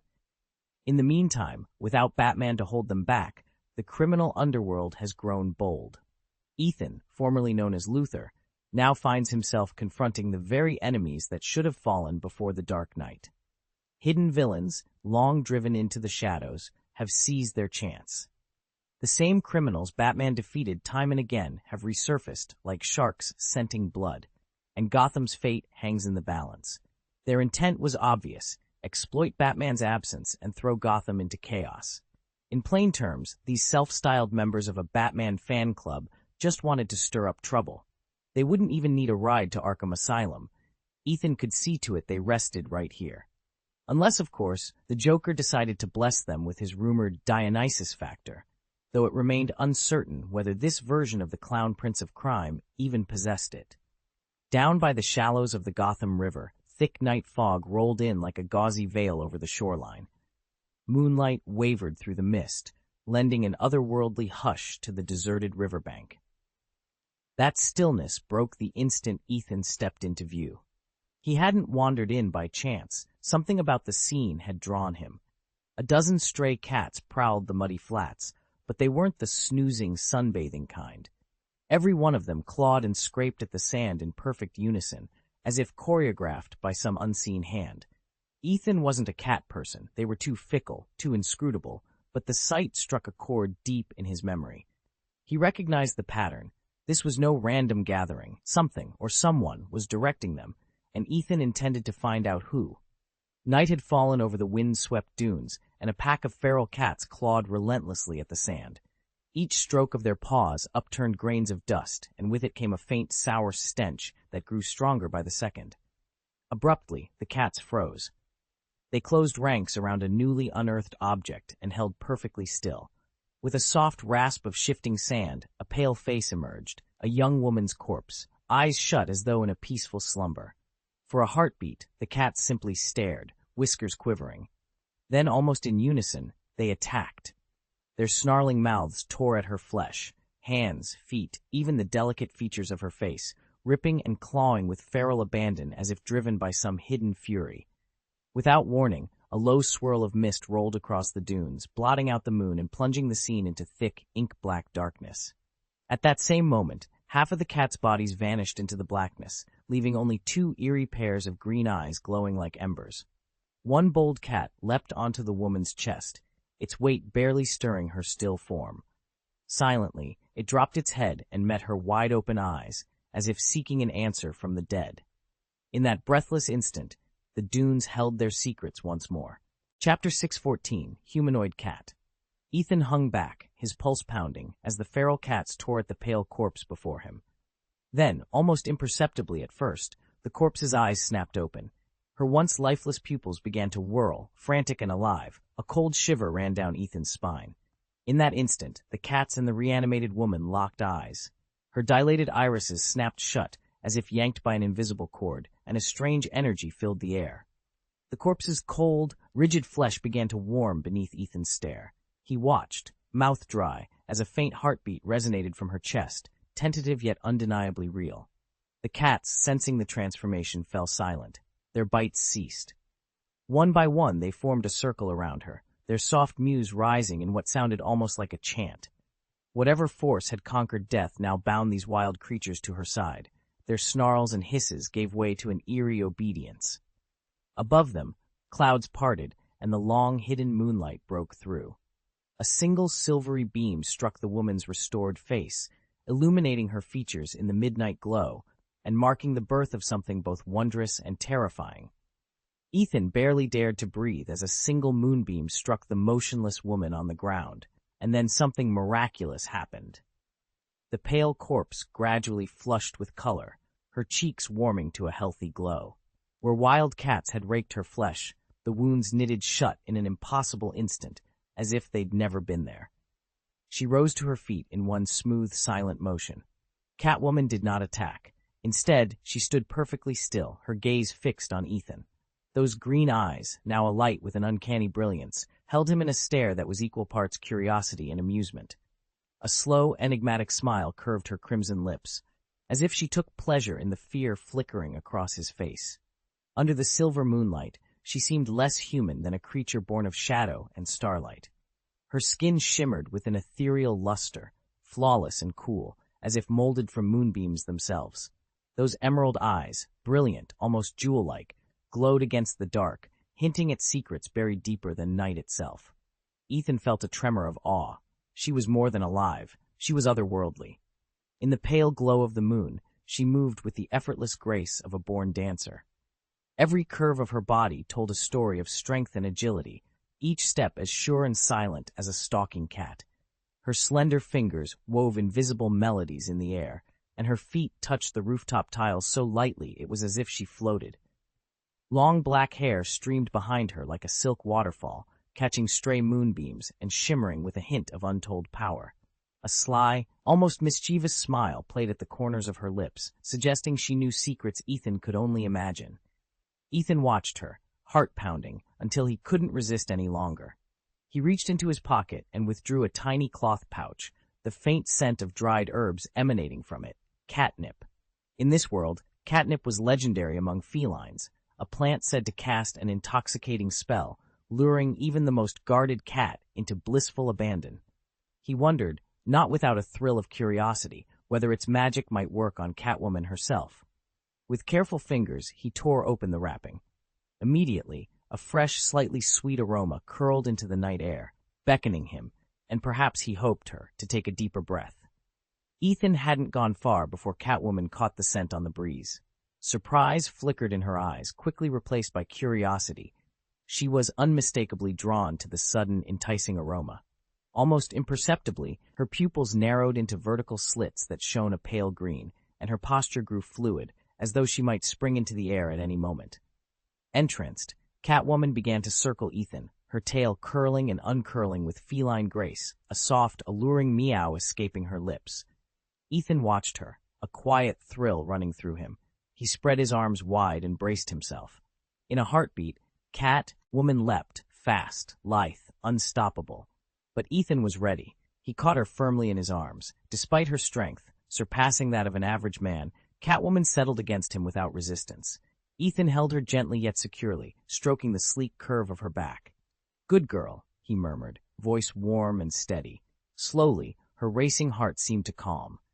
Catwoman's green eyes, shining like emerald lamps, fixed on Ethan's face with intense scrutiny, as if seeking reassurance of who he was and what he intended. Her body trembled slightly in his embrace, a mix of nervous energy and hopeful anticipation. And for a moment, neither of them spoke, two souls connected by trust, curiosity, and the magic of that irresistible scent. Ethan gently ran his fingers through Selina's dark hair, feeling her body melt under his touch. He'd never petted a cat before, but in that moment, the line between human and feline disappeared. If anything, Selina was more comforting and captivating than any animal he'd known. He continued to smooth her hair and trace gentle circles along her back, treating her as tenderly as one might stroke a beloved pet. Selina leaned into him with a soft purr, a satisfied smile curving her lips as her tail swayed lazily behind her. In the hush of the night, they held each other close, their breaths mingling in the dim light. The scent of catnip hung heavy in the air, amplifying the mystery of the moment. A curious warmth bloomed in Ethan's chest, as though this brief intimacy had forged a unique link between them. Perhaps it was Selina's own enigmatic power at work, but he didn't bother to find out. In Gotham, and across the wider DC universe, there were too many gods, monsters, and oddities vying for attention. Ethan only cared about those who could actually harm him, and those who could not. And as for Selina Kyle, she remained the definitive Catwoman. Ethan caught her just as she began to crumple, the sleek black-clad figure sliding into his arms. Even semi-conscious, she radiated the dangerous allure of every legendary femme fatale he'd ever admired. Mystique's unpredictability, Black Widow's razor-sharp poise, Scarlet Witch's haunting power, and yet there was something uniquely magnetic about her. He braced her against his chest, instinctively steadying her as his fingers brushed the supple curve of her waist. Her body stirred. With a startled hiss, she twisted free and sprang back, landing cat-light on her feet. She pressed herself against the far wall, breathing hard, as though facing down an intruder. A tense moment passed, then her dark eyes blinked into focus, wide with confusion. "Who are you?" she whispered, voice trembling. She stared at her own hands as if seeing them for the first time. "Where am I? And what happened to me?" Chapter 615, The Transcendence Assistant. Ethan reviewed Catwoman's dossier and found her record full of contradictions. In some accounts, she'd been a long-time prostitute. In others, she'd come from aristocratic stock. Yet by delving into her memories, he finally discerned the truth behind this ever-shifting legend. Originally, Selina was nothing more than an ordinary young woman with long black hair and bright, inquisitive eyes. Every day from 9 to 5, she worked in a cosmetics company, content with her simple life and passionate about the art of makeup, her small way of sharing beauty with the world. But fate can be cruel. One hazy, moonlit night, Selina stayed late at the office, racing to finish her design sketches. As she walked alone along the deserted road leading to the factory on the city's outskirts, she stumbled upon a clandestine meeting of gangsters conducting illegal transactions. Panic surged through her. She turned to run, but they spotted her. In a vicious frenzy, they killed her without hesitation and dumped her body in the cold, dark waters of the Gotham River. In the final moments before death, terror still gripped her heart, an echo of the brutality that would transform her into the notorious Catwoman. Ethan watched her stir on the padded bench, her brow knitting in confusion as she took in the unfamiliar loft around her. Exposed brick walls, high windows streaked with early morning light, and an array of strange gadgets lining a workbench. He offered her a gentle smile and took her hand. "It's all right," he said. "I know this is a lot to take in, but I'll explain everything. First off, you're no longer just Selina Kyle. You're something more. You're Catwoman." Selina sat up, her black hair tumbling over her shoulders. "Catwoman?" she echoed, voice trembling. What do you mean? How could I become this? Ethan's grip on her hand tightened reassuringly. You were bitten by a rare feline, an odd, almost mythical creature, and its special properties rewrote parts of your physiology and mind. You've gained extraordinary reflexes, speed, balance, and heightened senses. Your intellect sharpened too. You think faster, see more. I know it sounds impossible, but trust me, it's real. And it's not a curse. It's a gift, one that, if you learn to handle it, will open doors you never dreamed possible. She leaned back against the bench, blinking as she absorbed his words. So, what now? How do I live in this world like this? Ethan rose and walked to the far corner, where a slender sword and a pair of custom boots hung from pegs on the wall. He picked up the boots and turned to her. First, we train. You'll need to master your new abilities, speed drills, balance exercises, breathing techniques to calm your mind. Second, you need to understand the shadows in this city. There are people, both friends and foes, who'll see you as a threat or a resource. You have to learn when to stand your ground and when to disappear into the night. I'll be there every step of the way. He held out one of the boots. Ready to become Catwoman, Selina? Selina took a deep breath, her gaze steady now. The morning light slid across her features, highlighting the spark of determination in her eyes. Yes, she said, slipping into the boot. Let's get started. And with that, she rose to her feet. Selina Kyle no more, and Catwoman just beginning. Finally, Ethan said softly, you need to find your own goals, choose a direction, and plan for your future. At his words, Selina felt a sudden warmth spread through her chest. Looking into Ethan's steady gaze, she experienced a sense of security she'd never known before. In that moment, she resolved to trust him completely, embrace her new identity, and begin her life anew. Her willingness to surrender her trust so easily might have come from her inexperience, the subtle pull of that mysterious power within her, or perhaps simply from Ethan's calm confidence and striking presence. Whatever the reason, she felt ready. Over the next days, Ethan devoted himself to Selina's training. He showed her how to harness Catwoman's abilities and maintain emotional control. Your powers are formidable, he warned, but without discipline, they'll become a burden, or worse, put you in danger. Each morning, the first rays of sunlight through her bedroom curtains roused Selina from sleep. She rose immediately, stepping into her training gear and pushing her body through drills designed to sharpen her reflexes and strengthen her resolve. Every leap onto rooftops, every silent landing in the dark, every simulated fight honed her skills further. Only through relentless effort, Selina reminded herself, could she truly master her powers and claim her place as the real Catwoman. Ethan had taken on more than the role of instructor. He was Selina's mentor in every sense. Beyond teaching her to harness her burgeoning powers, he warned her again and again that mastering her emotions was just as critical. A surge of fear or anger, he reminded her, could throw her abilities off balance, or worse, lead to a disastrous mistake at a pivotal moment. So alongside her physical regimen, Selina learned techniques in meditation and breath control to keep her mind as steady as her body. That morning in the training gym, Selina began with foundational drills in speed and agility. Ethan set up a series of hurdles, poles, and low barriers while standing at the edge of the circuit, tossing light projectiles, foam discs, padded balls, at unpredictable intervals. Selina darted back and forth, her feet barely touching the floor as she weaved through the course. Each time an object flew toward her, she caught its trajectory in a single glance, pivoted, and slipped past it with millisecond precision. The exercise sharpened her reflexes and taught her to remain utterly composed under pressure. When she'd mastered the basics, Ethan raised the stakes by having her incorporate gymnastic elements. Selina began stringing together backflips, cartwheels, and twisting aerials, each movement flowing seamlessly into the next. Her body felt almost weightless, every twist, turn, and extension perfectly controlled. Finally, she set her sights on the high-hanging crossbar. With a graceful run-up, she leapt, hands extending to grasp the cold metal. Using the bar's momentum, Selina swung her legs high, executing a flawless 360-degree spin. She released at the apex, stretched out in midair, and landed with soft authority on the cushion below. As she caught her breath, Ethan nodded in approval. Physical skill, yes, But more importantly, Selina's calm focus had never wavered. She was ready for whatever challenge came next. Selina stood in sleek black tights, every curve accentuated as she moved. Her long hair caught the breeze, its glossy sheen shimmering in the light. When she finished her display, she turned to Ethan, eyes shining with expectation. "Well?" she asked, waiting for his praise.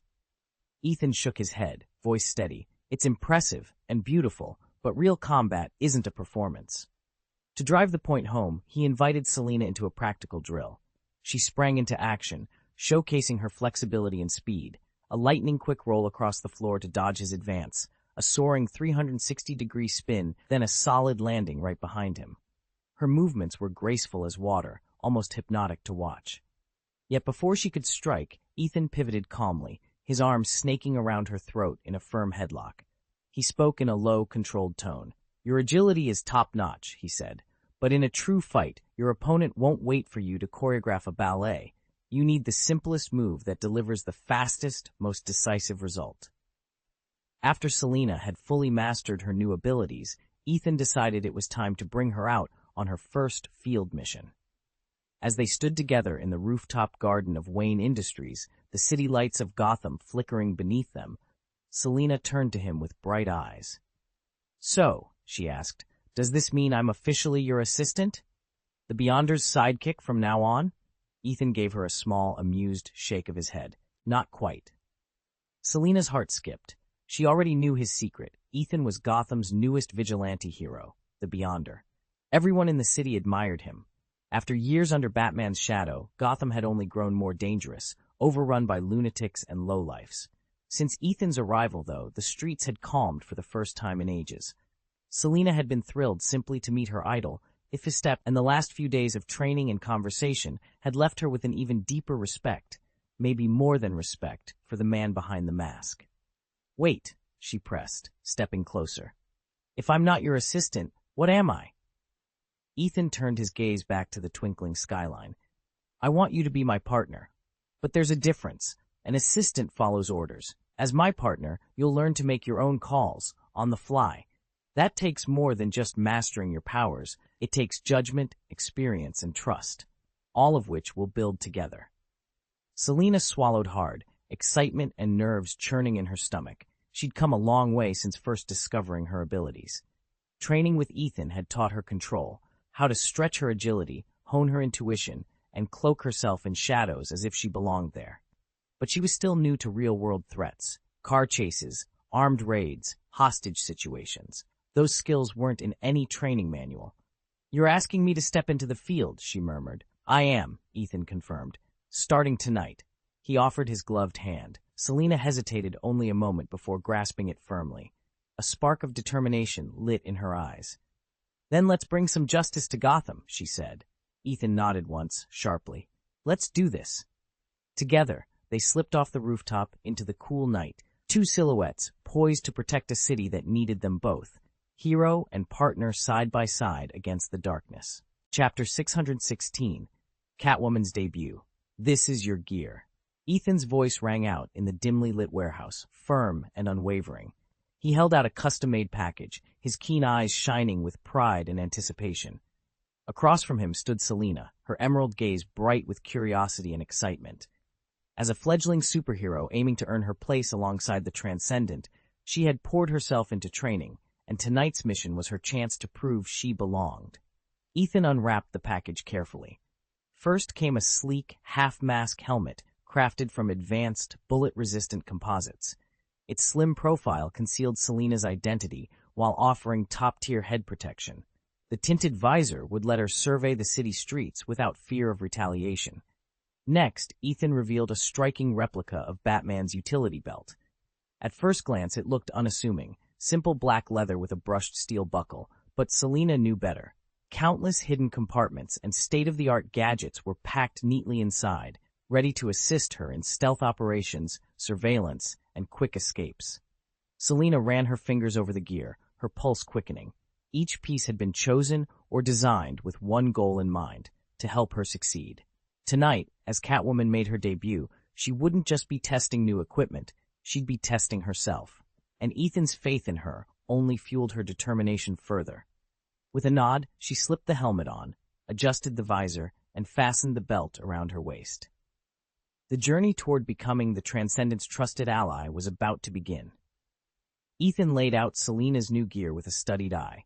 Tucked neatly into her slim utility belt were a host of specialized tools, a lightweight grappling gun with a carbon fiber tether for scaling walls in seconds, razor-edged throwing knives for silent, long-range strikes, and compact smoke and flash grenades engineered to sow confusion and provide instant cover. Every piece had been precision designed to give her the upper hand when the clock was ticking. But Ethan's true masterpiece sat beside the belt, a pair of glossy black wrist gauntlets inspired by the famed Black Widow. At first glance, they looked like elegant accessories, yet each housed tear gas capsules and micro-explosive charges capable of delivering devastating blows. More impressively, an internal voltage regulator responded directly to Selena's thoughts. She could unleash a high-intensity shock to incapacitate a foe or dial it back to subdue without causing lasting harm. With these tools at her disposal, Selena was ready to move through the shadows and emerge victorious. Selena's bracelet is the epitome of understated elegance. Its cool silver sheen perfectly matches her composure, but beneath that refined exterior lies a network of hidden circuits and microbatteries engineered for reliable, long-lasting power. In the heat of battle, a single press of the bracelet's discrete button unleashes brilliant blue arcs that crackle through the air. Anyone unlucky enough to be caught in those currents is immediately paralyzed, unable to take another step. Yet the bracelet is only part of Selena's arsenal. Her form-fitting suit is spun from the latest high-tech fibers, striking a flawless balance between feather-light flexibility and ironclad toughness. A special multi-layer coating renders the suit bulletproof, blast-proof, impact-proof, cut-proof, fireproof, and electrically insulated. With gear like this, Selena can dive headfirst into any combat zone, unfazed by whatever threats lie ahead. Ethan had left nothing to chance when upgrading Selena's gear. He reinforced her catsuit and boots with a specialized alloy that dissipates impact forces on contact, ensuring every blow is absorbed and her body remains unscathed. His true pride, however, lay in the gauntlets he'd painstakingly engineered. At the flick of a switch, each gauntlet can spring forth razor-sharp claws forged from adamantium, blades tough enough to slice through the toughest defenses and deliver a single, devastating strike. But these claws are more than just weapons. They double as climbing tools, allowing Selena to scale any surface, smooth glass curtain walls or crumbling masonry alike, effortlessly. Whether she needs to secure the high ground in a firefight or vanish into the night to evade pursuit, her new equipment gives her the edge she needs. Every aspect of the design reflects Ethan's deep understanding of Selena's unique talents and fighting style. By blending the mutant Death Girl's uncanny attributes with Catwoman's trademark agility and stealth, he's created a suit that not only complements her abilities, but elevates them to their fullest potential. Selena's progress with the new equipment was nothing short of remarkable. From the moment she first strapped on the reinforced tights, the electrically charged wrist bracers, and the retractable claws, she threw herself into mastering every facet of their use. Day after day, she ran through simulated combat drills, learning how to deploy a jolt of current to incapacitate an assailant in an instant, how to rely on the tights' polymer weave to absorb blows, and how to strike or scale walls with her clawed gloves. But she didn't stop there. Every morning, she laced up her running shoes and pushed herself through sprints, leaps, and vertical climbs, honing her speed, agility, and stamina. She drilled hand-to-hand combat techniques until each move felt instinctive. Slowly but surely, her confidence grew alongside her strength. A month later, Selena stood transformed. The fitted suit hugged her form, the wrist units hummed with stored energy, and her posture radiated fierce purpose. She was ready. On a dark, wind-whipped night, Ethan led her through Gotham's fringe, where broken streetlights cast long shadows across crumbling facades. The gang's stronghold lay ahead, a squat warehouse surrounded by empty alleyways and rusted fire escapes. Selena took a steadying breath, the pulse of her bracers echoing her own heartbeat, and followed Ethan into the city's underbelly. A heavy sense of foreboding pressed down on them, as though danger could erupt at any moment. Ethan the Transcendent no longer wore the cumbersome suit of plate armor he'd favored before. In its place was a lean, close-fitting combat rig that accentuated the powerful lines of his muscles. He'd shed the bulk from his torso and limbs, gaining far greater freedom of movement. Under the pale moonlight, the streamlined armor gleamed with a chill, intimidating glint. Selina, Catwoman, felt her pulse quicken. This sleek new version of the Transcendent was infinitely more striking than the hulking warrior she'd known. Confidence and trust swelled in her chest. With Ethan at her side, she could face whatever lay ahead. Ethan gave a curt nod. "Let's move." They reached the fortress gate in silence. Ethan crouched into a ready stance. Selina inhaled deeply, then extended her retractable claws. In one fluid motion, she scaled the wall, her lithe form vanishing upward until only the soft echo of her landing on the rooftop remained. Catwoman crouched on a gargoyle overlooking Gotham's skyline, her whip coiled at her side. In a low, determined voice, she proclaimed, "I am Catwoman, agent of the Beyonder, nemesis of this city's underworld, and its dark guardian of justice." She let the words hang in the night air before adding, "The hunt begins." Chapter 617. The Solution. A heavy tension hung in the air of the dimly lit back room. Around a battered wooden table sat a handful of gang members, their eyes darting between stacks of unmarked bills and mysterious trinkets strewn across its scarred surface. Greed and ferocity contorted their faces as they finalized a secret deal until an unexpected intruder crashed the party. They'd all assumed that any uninvited guest bold enough to disrupt their meeting would be the feared evil Star Transcender, barging straight through the door with unstoppable force. Instead, something or someone came down from above. A hole yawned in the ceiling, and without a sound, a figure dropped through it like a phantom. He landed as silently as a trained cat, the soles of his boots barely kissing the dusty floor. 3 pairs of startled eyes followed his graceful arc in stunned silence. Then the intruder stood at the edge of the table, backlit by the ragged moonlight spilling through the hole overhead. He was tall and lean, every muscle coiled for action, and he wore a fitted leather jacket that hugged his broad shoulders and slim waist, an outfit as sleek and lethal as the man himself. The room froze. No one dared move. Ethan's gaze flicked from one wide-eyed gangster to the next. His presence alone drained the color from their greedy faces. Somewhere in his calm, predatory stance lay a promise of violence they weren't ready to face. Ethan cracked his knuckles and let a slow, razor-sharp smile curve his lips. "Gentlemen," he said, voice low and steady, "I think you've forgotten the first rule of making deals in my city. Always expect a surprise attendee." He stepped forward, each footfall echoing like a verdict, and the gangsters realized too late that their secret meeting had just lost its advantage. The solution had arrived. Catwoman Selina stood before them, clad in her signature mask helmet that revealed only a pair of keen, eagle-like eyes flashing with an icy light. The gangsters, so sure of themselves moments ago, suddenly faltered under her gaze. They leveled their guns at her, but their weapons felt pitifully inadequate. Selina didn't flinch.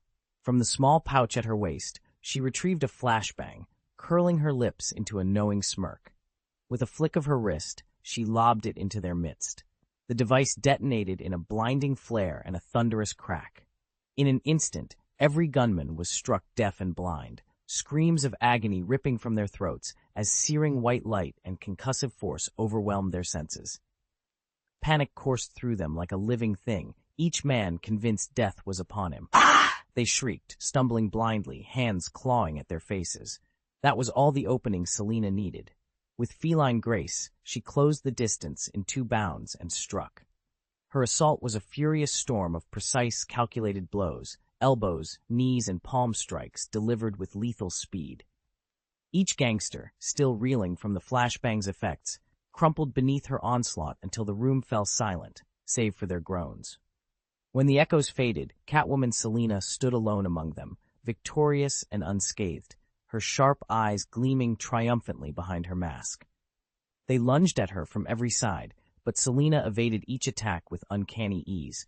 No matter how they tried to corner her, she slipped through their grasp like water.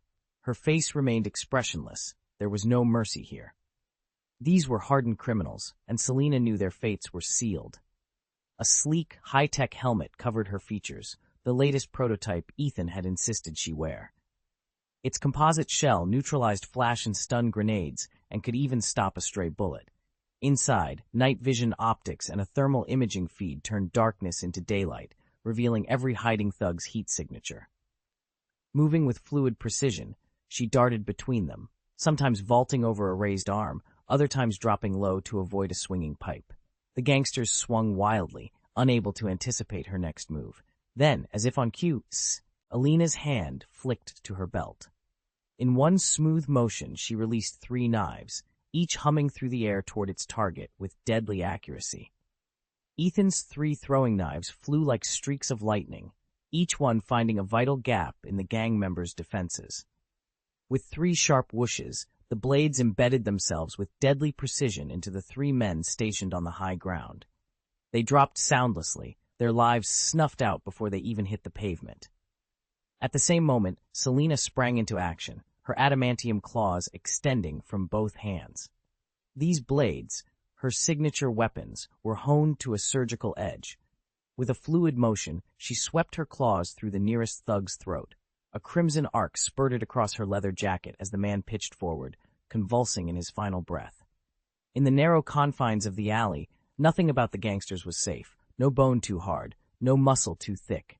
Selena moved with the grace of a trained dancer, each strike swift, coherent, and devastating. The alley fell silent under the onslaught of their combined assault, the echo of violence fading into the shadows. Ethan moved like a shadow through the darkness, every step a blend of strength and speed. His eyes gleamed with razor-sharp focus, tracking the smallest shift in his opponent's stance. Under his relentless onslaught, the gangsters fell like wheat before a scythe, their screams and groans carving a gruesome echo into the night. Ethan showed no mercy. He darted among them like death incarnate, his claws whistling through the air with each devastating swipe, and every strike was marked by a fresh splash of blood. He was a phantom in the gloom, one moment materializing at an enemy's flank, the next dissolving into shadow, his movements so swift and precise that no one could predict where he'd strike next. When the final thug slumped to the floor, the room lay in ruins, slick with blood and redolent of violence. Ethan stood alone amid the chaos, a silent sentinel bathed in moonlight, the faintest glint of satisfaction in his keen, unyielding gaze. Selena stood in the center of the alley, chest heaving, her eyes shining with a fierce, unearthly calm. She flexed the razor-sharp claws still strapped to her fingers, watching the dark red blood congeal on their edges. Driven by a sudden impulse, she flicked out her tongue and tasted it, only to grimace in disgust. "Ugh, that's revolting," she muttered, spitting the coppery liquid onto the cracked pavement. She pressed a hand to her stomach as a wave of nausea rolled over her. Killing had always felt like a distant thrill in theory, but in practice, the metallic tang of fresh blood made her stomach turn. She shook her head vigorously, trying to rid herself of the queasy, revulsed feeling. Around her lay the bodies of a half-dozen gang members, bloodied, broken, defeated, yet Selena felt nothing but relief. She straightened, wiping her claws clean on the leg of her combat pants. "They're all taken care of," she reported coolly. She raised her hand to the comm unit in her helmet and tapped it. "Ethan, it's done," she said into the mic. "Area's clear. Chapter 618, The Gathering of Female Villains." "Excellent." A velvet voice slipped through the shadows behind Catwoman, making Selena start and then steel herself. "Now, you may have your revenge." Selena's dark eyes glittered. Revenge. How she had yearned for it. The memory of being cold-bloodedly gunned down by low-life thugs still pressed on her like a nightmare. Though she'd since been reborn, rescued from death itself and rebaptized as Catwoman, sworn ally to the Transcendent, the scars of that betrayal never faded. "Where are they?" she demanded, her voice low, unyielding. Ethan answered with cool assurance. "I've already tracked down the gangsters who murdered you." He spoke as if reading from the heavens themselves. No contrived clues or elaborate detective gambits were needed here. Ethan's gift let him see every detail of fate. Selena's lips curved in a grim smile. She may have donned the cowl of a hero, but tonight she would unmask the monsters who once tried to bury her forever. The time for justice had come. Selena's heart pounded with anticipation. Resurrected from death, reborn as Catwoman, and now serving as the dreamer's assistant, she hadn't forgotten that without this second chance, she would have perished. And yet, having reclaimed her strength and confidence, could she really pretend nothing had happened? No, she had suffered, and those who betrayed her would pay. Ethan had located the gang's hideout in a forgotten corner of Gotham's slums. He didn't storm in himself. Instead, he slipped Selina the address and watched as she melted into the shadows. Under the pale glow of the moon, she was all sinew and silence, prowling through back alleys like a living shadow. She reached the ramshackle warehouse undetected. With each step, her movements were light as breath, and her senses were razor-sharp. Every flicker of motion, every whispered word echoed in her mind. When she finally spotted the thugs who had hunted her, a fierce, focused rage tightened in her chest. Tonight, justice would be served. Ethan moved through the gang's hideout like a force of nature, unyielding, unflinching. With every pull of the trigger, he cut down one thug after another in quick, precise bursts. His motions were economical and exact. There was no fumbling, no hesitation. Each shot landed with deadly efficiency, and with every volley of fire came a cold, biting wind that seemed to drain the life from the room. In minutes, the entire stronghold lay silent and deserted, its once boastful occupants collapsing at his feet, stripped of all pride. He stood amidst the rubble of overturned chairs and shattered glass, breathing easily. A slow smile crept across his face. Finally, he'd made them pay for the wrongs they'd done to Gotham's people and to him. Yet as satisfying as this victory felt, Ethan knew it was hardly the end of his mission. Over the next nights, he slipped through the city's underbelly, tracking down every gang and crime ring poisoning Gotham's streets. He didn't hunt for fame or adoration, only for justice. His combination of raw power and tactical brilliance left criminals nowhere to hide. Rumor of his exploits spread like wildfire. Crooked kingpins found their empires dismantled in hours, and crooked cops discovered that no bribe could save them. In time, the citizens began to whisper that the Beyonder himself had returned, but not as they remembered him.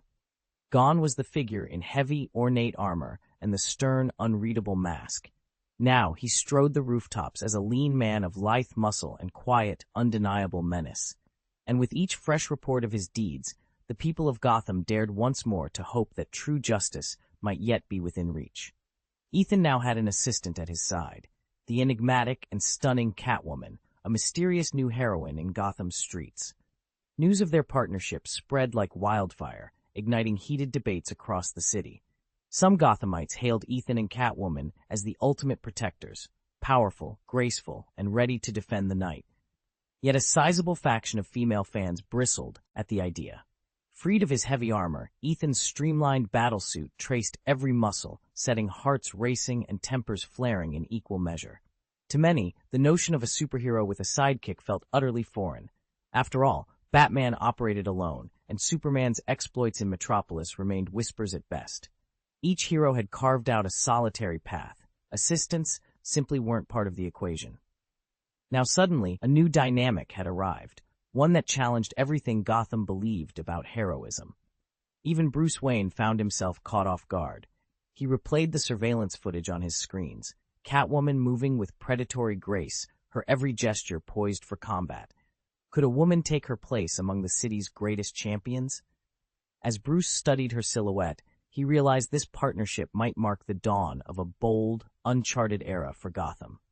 Things had grown even more dire. The Beyonder had found an ideological heir in a new superhero calling herself Catwoman. Like him, she preached violence as the answer to violence, and enacted it with ruthless efficiency. Bruce Wayne watched in mounting horror as her victims turned up, each death more brutal than the last. Even worse, many Gotham residents cheered her on, convinced that only shock and awe could cleanse their city of crime. Bruce's jaw tightened. This was wrong. Violence could never be the solution. He knew he had to act swiftly to stop the Beyonder before the city sank any deeper into chaos. Meanwhile, the Gotham City Police Department had had enough. Outraged by the trail of blood left by the Beyonder and Catwoman, the GCPD issued a citywide manhunt, naming them the most wanted criminals in Gotham. They were charged with multiple counts of murder, crimes against humanity, and disturbing the public peace. The press, hungry for headlines, inflamed the situation further. Newspapers and broadcasts splashed sensational portraits of the Transcendent and Catwoman across every front page, casting them as demonic forces bent on terrorizing Gotham. Panic rippled through the city. Selina Kyle, Catwoman herself, grew furious and frustrated at the accusations. Branded an enemy of the people, she felt cornered. But underestimating her resolve would be a mistake. As public pressure mounted, both she and the Beyonder prepared their next move in what was rapidly becoming Gotham's darkest hour. Chapter 8. Shadows over Gotham. Ethan stared at the headlines plastered across every screen in the city. Vigilante arraigned for assault. Righteous hero branded criminal. He could almost hear the collective gasp of Gotham's citizens, torn between outrage and disbelief. She didn't understand why her just actions were treated like crimes, while true criminals slipped through the cracks time and again. With each newspaper front page and late-night broadcast, she felt her faith in Gotham's justice system erode. What had started as a clear mission to protect the innocent had morphed into a public scandal. Accusations flew from every corner: abuse of power, reckless endangerment, even conspiracy. She pored over the reports, her heart caught between indignation and doubt. How do you defend yourself when the system itself seems bent on condemning you? Ethan, on the other hand, scarcely noticed the uproar. He lounged in his workshop, half-finished gadgets and blueprints scattered around him, content to leave other people's problems to them. When it came to Gotham's chaos, he preferred the quiet hum of machinery over the roar of controversy. But Gotham's uneasy peace wouldn't last for long. A new player had just slipped into the shadows, and her ambition threatened to eclipse every threat the city had faced before. She went by Miranda Tate to most, a benevolent philanthropist whose generous donations had earned her board seats at major charities. Her real name, however, was Talia al Ghul, daughter of Ra's al Ghul, master of the League of Shadows. In the cinematic retelling of her story, Talia had died in a tragic accident, struck down before she could inherit her father's throne. Reality, as it often does, proved more convoluted. Under the guise of Miranda Tate, Talia had quietly returned to Gotham, weaving herself into the city's elite. Her smile and charm masked her true purpose, to dismantle Gotham piece by piece. Sabotage came first. A collapsed subway tunnel here, an engineered blackout there, always blamed on malfunctioning infrastructure or reckless vigilantes. Each incident destabilized the city's fragile order, sowing panic in the hearts of its citizens. But these were mere preambles to her ultimate goal: total annihilation. Yet for all her meticulous planning, Talia hadn't counted on one obstacle, an enigma known only as the Beyonder. Rumors whispered that he was even more formidable than Gotham's Dark Knight. Where Batman relied on fear and shadows, the Beyonder wielded abilities that defied explanation. Speed beyond perception, strength that shattered steel, and a mind that seemed to bend reality itself. As Gotham plunged deeper into turmoil, Talia's confidence wavered. Each plot the Beyonder foiled, each trap he turned against her, chipped away at her composure. For the first time, she tasted true frustration. And so, two destinies converged in Gotham's underbelly: a daughter of darkness determined to break the city, and a mysterious guardian whose power might be the only thing standing between her and absolute ruin. Chapter 609. Talia. On the surface, Ethan, known throughout Gotham as the Transcendent, appears to depend entirely on his cutting-edge armor to take the fight to the city's criminal underworld. But in a moment when Batman, the Dark Knight and once unchallenged protector of Gotham, is either missing or has chosen retirement, Ethan's very presence sends shockwaves through every gang and syndicate. His suit is a marvel of advanced technology, granting him near impenetrable defense, superhuman strength, and lightning-fast reflexes. Integrated weaponry and specialized gadgets allow him to adapt on the fly, neutralizing threats that would overwhelm any ordinary vigilante. In Gotham's darkest corners, where fear and violence have long held sway, the Transcendent shines as a beacon of hope. Criminals whisper his nickname with dread, the Bright Knight, a title that stands in stark contrast to Batman's Dark Knight. Yet while Ethan patrols the rooftops in his gleaming armor, another figure moves just out of sight.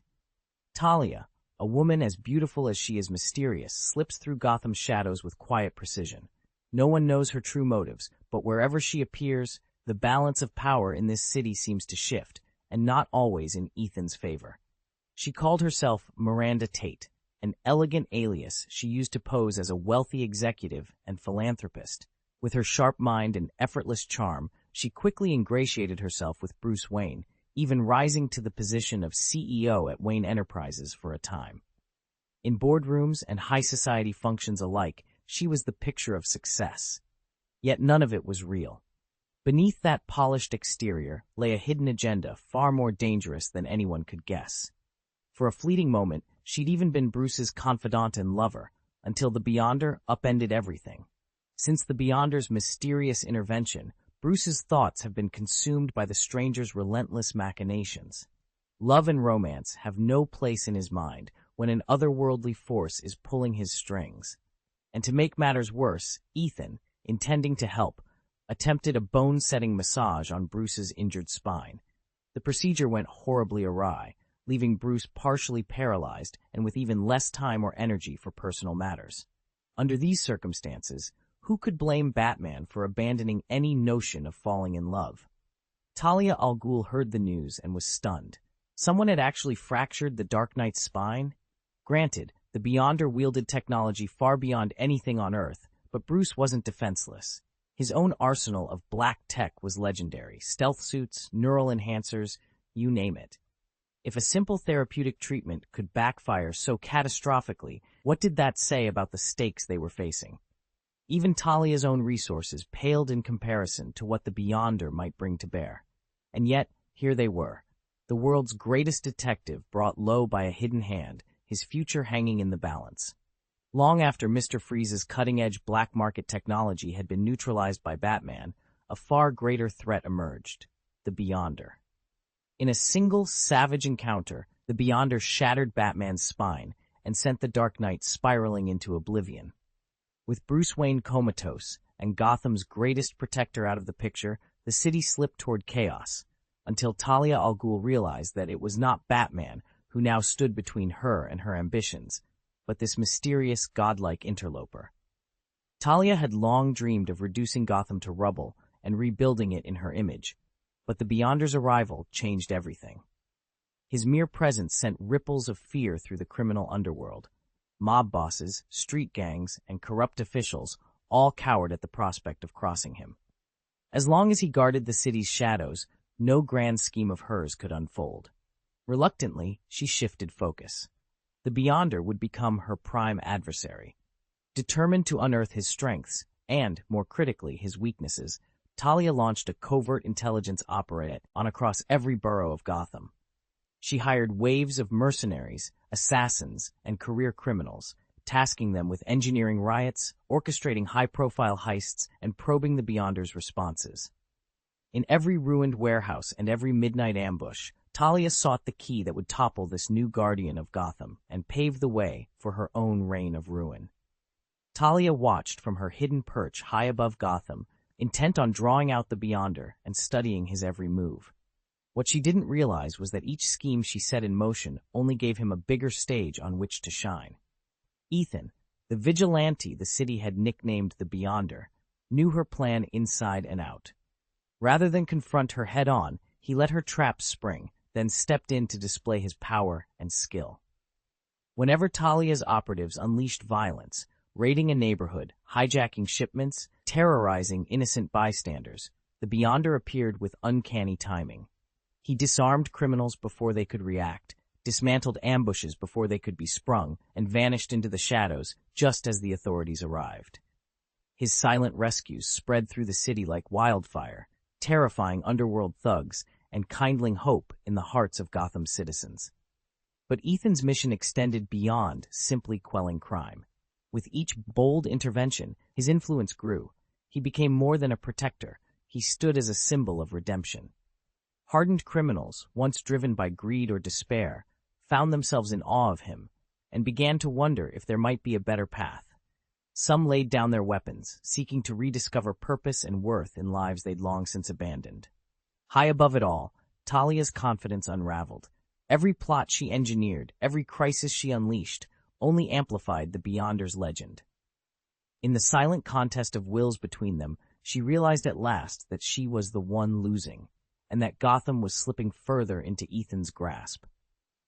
Talia stared down at the scattered intelligence reports on her desk, frustration simmering just beneath her calm exterior. No matter how many contacts she activated or how many data files she analyzed, the transcendent remained frustratingly elusive. "Damn it," she muttered, slamming her fist against the wood. This so-called Terminator, as Gotham's underworld had begun calling him, had managed to erase every clue to his true identity. Worse still, he'd abandoned any reliance on the high-tech armor that once defined his reputation. Instead, he fought with a physique bordering on the mythical. Bullets and blades glanced off his near-invulnerable flesh as if they were nothing more than raindrops. He hoisted cars and heavy debris with ease, hurling them like toys and leaving destruction in his wake. And his speed, lightning fast and utterly unpredictable, made him virtually impossible to pin down. Facing an opponent with such godlike strength and reflexes, Talia felt more powerless than she ever had. In a city already teetering on the brink, this new adversary was proving to be her greatest and most confounding challenge yet. Talia had tried everything to eliminate Ethan, the relentless cybernetic assassin, hiring the world's deadliest killers, commissioning elite covert agents, even investing in cutting-edge weaponry. Yet every scheme ended in abject failure. Consider the shipment of heavy arms she'd paid a premium for, state-of-the-art anti-materiel sniper rifles built to punch through armored vehicles and attack helicopters. On paper, their destructive force was undeniable. In the field, however, the results were downright shocking. Each round that struck Ethan simply bounced off his body as though he were forged of solid rock. Talia could hardly believe her eyes. She refused to accept that this seemingly indestructible foe was impervious to her best firepower. As if his uncanny physical resilience weren't enough, Ethan also commanded a vehicle all his own, a flying machine, evocative of Batman's Batmobile. Equipped with advanced vertical lift thrusters, it could hover, take off, and land at whim anywhere across Gotham City. No matter what Talia threw at him, Ethan always seemed one step and one near-invulnerable vehicle ahead. Chapter 620, Talia's Thoughts. Shifted, Ethan had dubbed his new aerial fighter the Decepticon, and the name suited it perfectly. It was as fast as lightning and astonishingly agile, capable of executing complex mid-air maneuvers and unleashing attacks from any angle. With this machine beneath him, Ethan became an almost untouchable adversary. From high above, he could dive straight down on his target, strike from unexpected vectors, or fire the Decepticon's onboard weapons in long-range barrages. Each assault was precise, each counterattack flawless. For Talia, this opponent was nothing short of a nightmare. No matter how many tactics she tried, Ethan met her head-on and dispersed her strikes as if they were mere annoyances. Her claws, her charged energy blasts, nothing seemed to leave more than a superficial graze on the Decepticon's reinforced hull. Every blow she delivered was answered with ruthless efficiency, and she was powerless to break through. Anger and frustration coiled inside Talia's chest. She poured every ounce of strength into her attacks, yet Ethan's defenses remained unshaken, his energy reserves seemingly endless. With each collision, Talia felt the distance between them growing wider, her confidence slipping, her resolve wavering, as if she were running out of ways to win. Only one thing was certain: unless she could find a new strategy, the gap between her and Ethan's Decepticon would keep widening until she was overwhelmed entirely. Ethan refused to give up.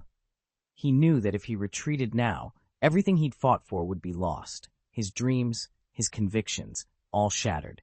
He had to forge ahead and find a way to beat the Terminator. Drawing a deep breath, he reviewed his approach. Up to this point, he'd relied almost entirely on raw strength and honed skills. Against ordinary foes that might have been enough, but not here. The Terminator's power was terrifying, and its tactics even more so. Calculated, elusive, always one step ahead. Time and again, Ethan had ended up on the defensive, unable to launch a truly effective counterattack. He realized he needed a new strategy. Rather than blindly matching brute force, he would focus on strategy, studying his enemy for weaknesses, exploiting every small opening.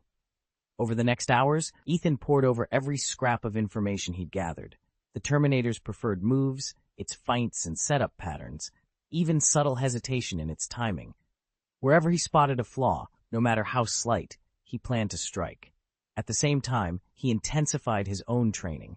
His workouts grew longer and more varied, designed not just to build raw muscle, but to refine agility, speed, and endurance, to prepare him for any tactical twist the machine might throw at him. As he trained, Ethan couldn't help but wonder about the Terminator's true nature. Was it purely mechanical, or something more? Had it evolved beyond its original programming? These questions nagged at him. He knew that understanding his enemy, its origin, its capabilities, even its possible weaknesses, might prove just as crucial as any blade or bullet in the battle ahead. Talia vividly remembered her previous encounters with the Beyonder, a mysterious warrior clad in sleek, high-tech armor, as if he'd stepped out of the future. His every appearance was shrouded in enigma, his true motives impossible to discern. But now he has returned under a new name, the Terminator. Across Gotham City, rumors swirl of his godlike strength and the unstoppable devastation he leaves in his wake. Each time the Terminator strikes, he plunges the city into terror, his power seeming to grow ever more unimaginable. Talia finds herself bewildered. Is the Beyonder simply using a different alias? Are the Beyonder and the Terminator two distinct individuals who happen to look alike? Or did the Beyonder undergo some radical enhancement, melding his body with advanced technology to become this fearsome new threat? If so, how and why did he choose to transform himself? What secret designs lie behind his reinvention? These questions Hall, not Talia's thoughts. She is certain that only by unmasking the Terminator's true identity can she hope to find the leverage needed to defeat him. And so, she has begun a covert investigation into his origins, determined to uncover any clue that might expose his weakness and save Gotham from annihilation. Something isn't right, but perhaps his strength could be my salvation.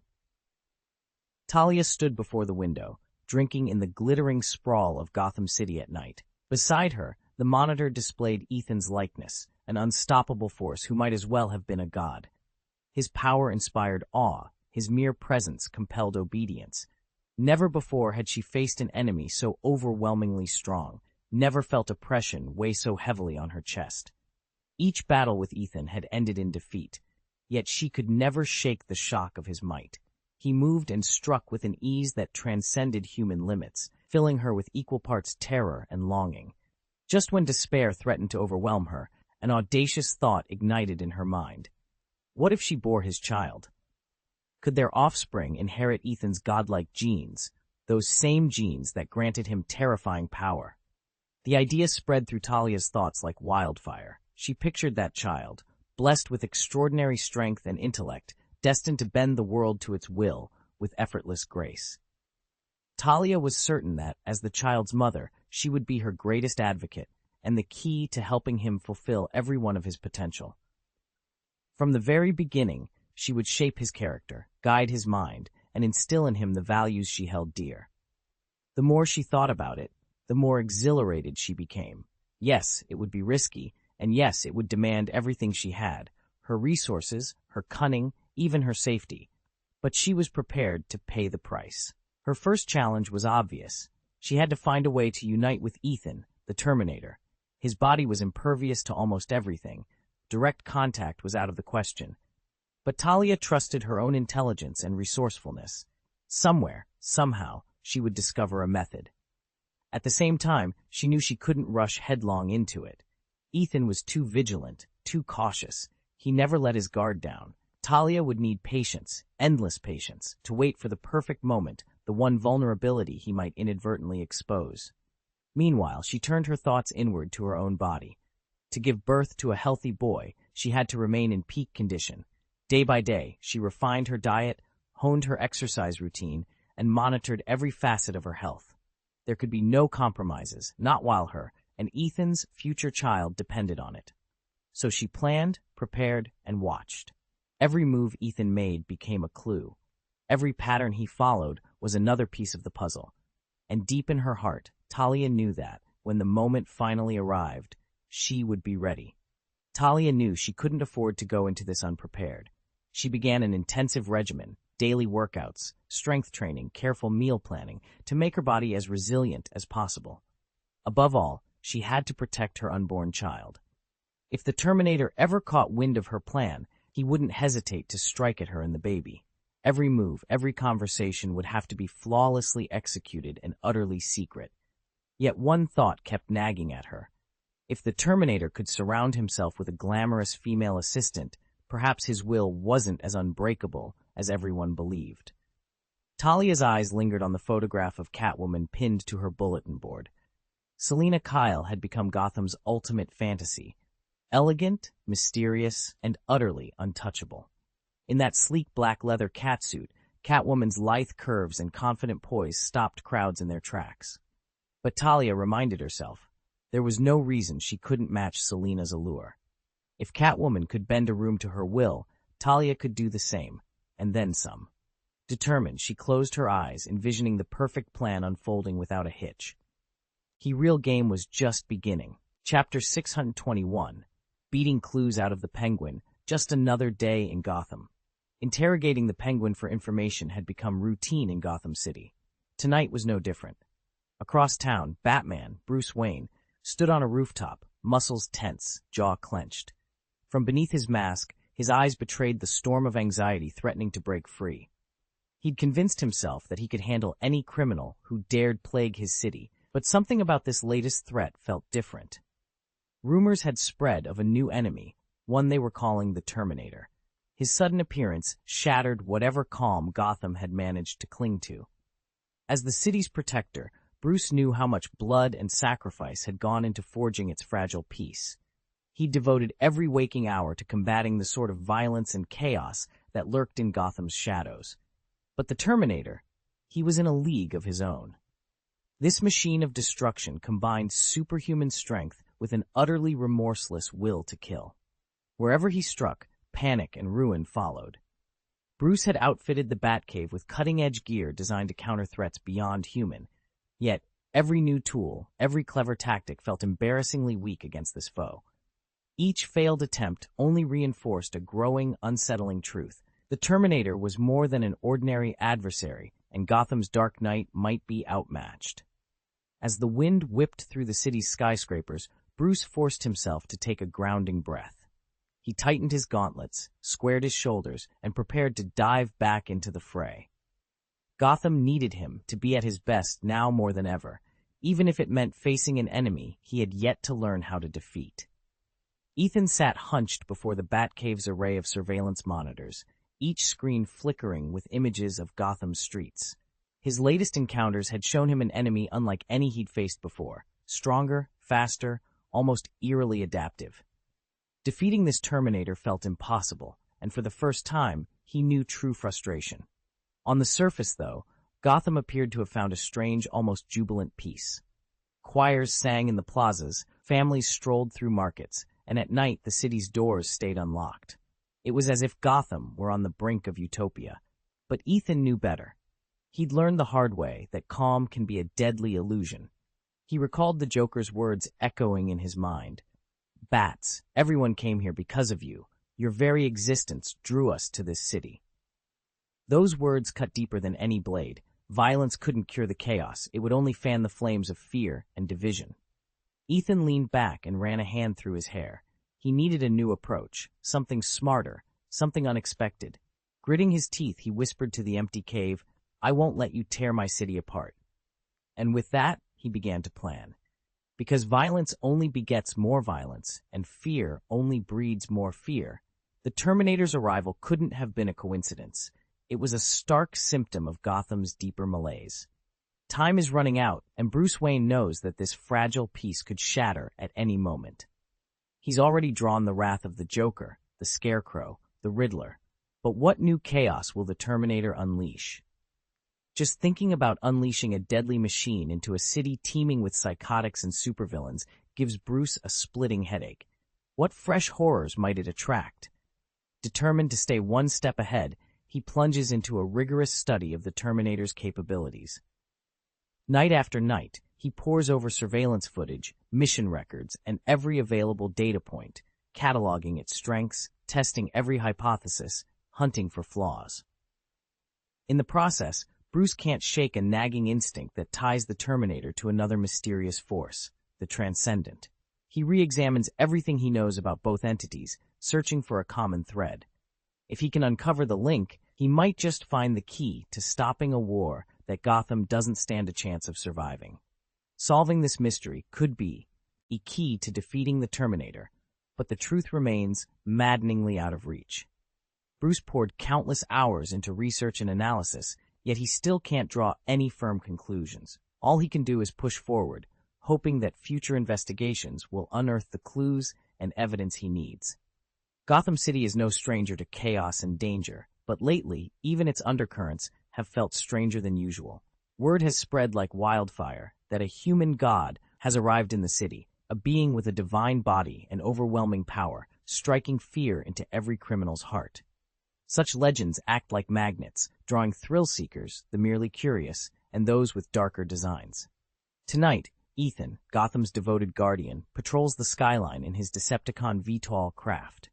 Moonlight dances across the aircraft's sleek metal hull as he props his cheek on a gloved hand, eyes sweeping every rooftop, alley, and shadowed street below, watching for any sign of trouble. Ethan drummed his fingers against the console, fighting off another yawn. Night patrols were always so monotonous, an endless loop of cruising Gotham's rooftops with nothing to report. His thoughts drifted to Catwoman. Selina had called tonight's shift off for physiological reasons, and without her agile presence at his side, he felt oddly unmoored. He sighed. If she were here, they could at least amuse themselves by petting and sniffing the precinct's resident cats in the hangar. An odd pastime, perhaps, but a welcome distraction. Still, a wave of self-reproach washed over him. He was no frivolous playboy. He was Ethan, champion of justice, scourge of crime, knight of light, and guardian of Gotham. How had he sunk so low as to fritter away his vigil with feline games? No more distractions, he vowed, straightening his uniform. His duty was to protect this city, not while away the hours chasing cat whiskers. He shook his head, expelling the idle thoughts, and refocused on the swirling neon sprawl below. Then, instinct. A chill raced down his spine. He zeroed in on a flicker just above the skyline, a missile, its launcher long hidden in the shadows, arcing straight for him. Ethan slammed his fist on the console as the stinger streaked in, iron fast and dead on. The impact rocked the hull, metal shrieking under the assault. Ethan's heart hammered. This was no random flare. Someone wanted him down tonight. And suddenly the patrol was far from boring. Bang! A deafening blast rocked the Decepticon's fuselage as a Stinger missile tore into its hull, showering the jet with sparks. The aircraft pitched and rattled violently. Ethan's knuckles whitened around the control stick as every system lurched under the impact. The missile's power was devastating. It had ripped through the outer shell and crippled vital electronics. The engine let out a tortured roar, and the jet began to lose altitude. "Damn it," Ethan muttered, teeth gritted. "Who smuggled a Stinger into Gotham?" He tapped the radio. "Penguin, hang on. I'll sort this out and squeeze some answers from whoever did this." It had been ages since he'd met an opponent this relentless, and if he didn't act fast, the plane would crash. He swept his eyes over flickering cockpit displays, cycling switches, and rerouting power, but the missile had fried too many systems. All he could do was manage the descent and find a safe spot to set down. Ethan eased back on the throttle and banked toward the cityscape, scanning for a clear rooftop or an empty stretch of highway. With alarms blaring and the engine sputtering, he braced himself. Surviving the emergency landing was step 1. Step 2, tracking down his attacker and delivering some payback.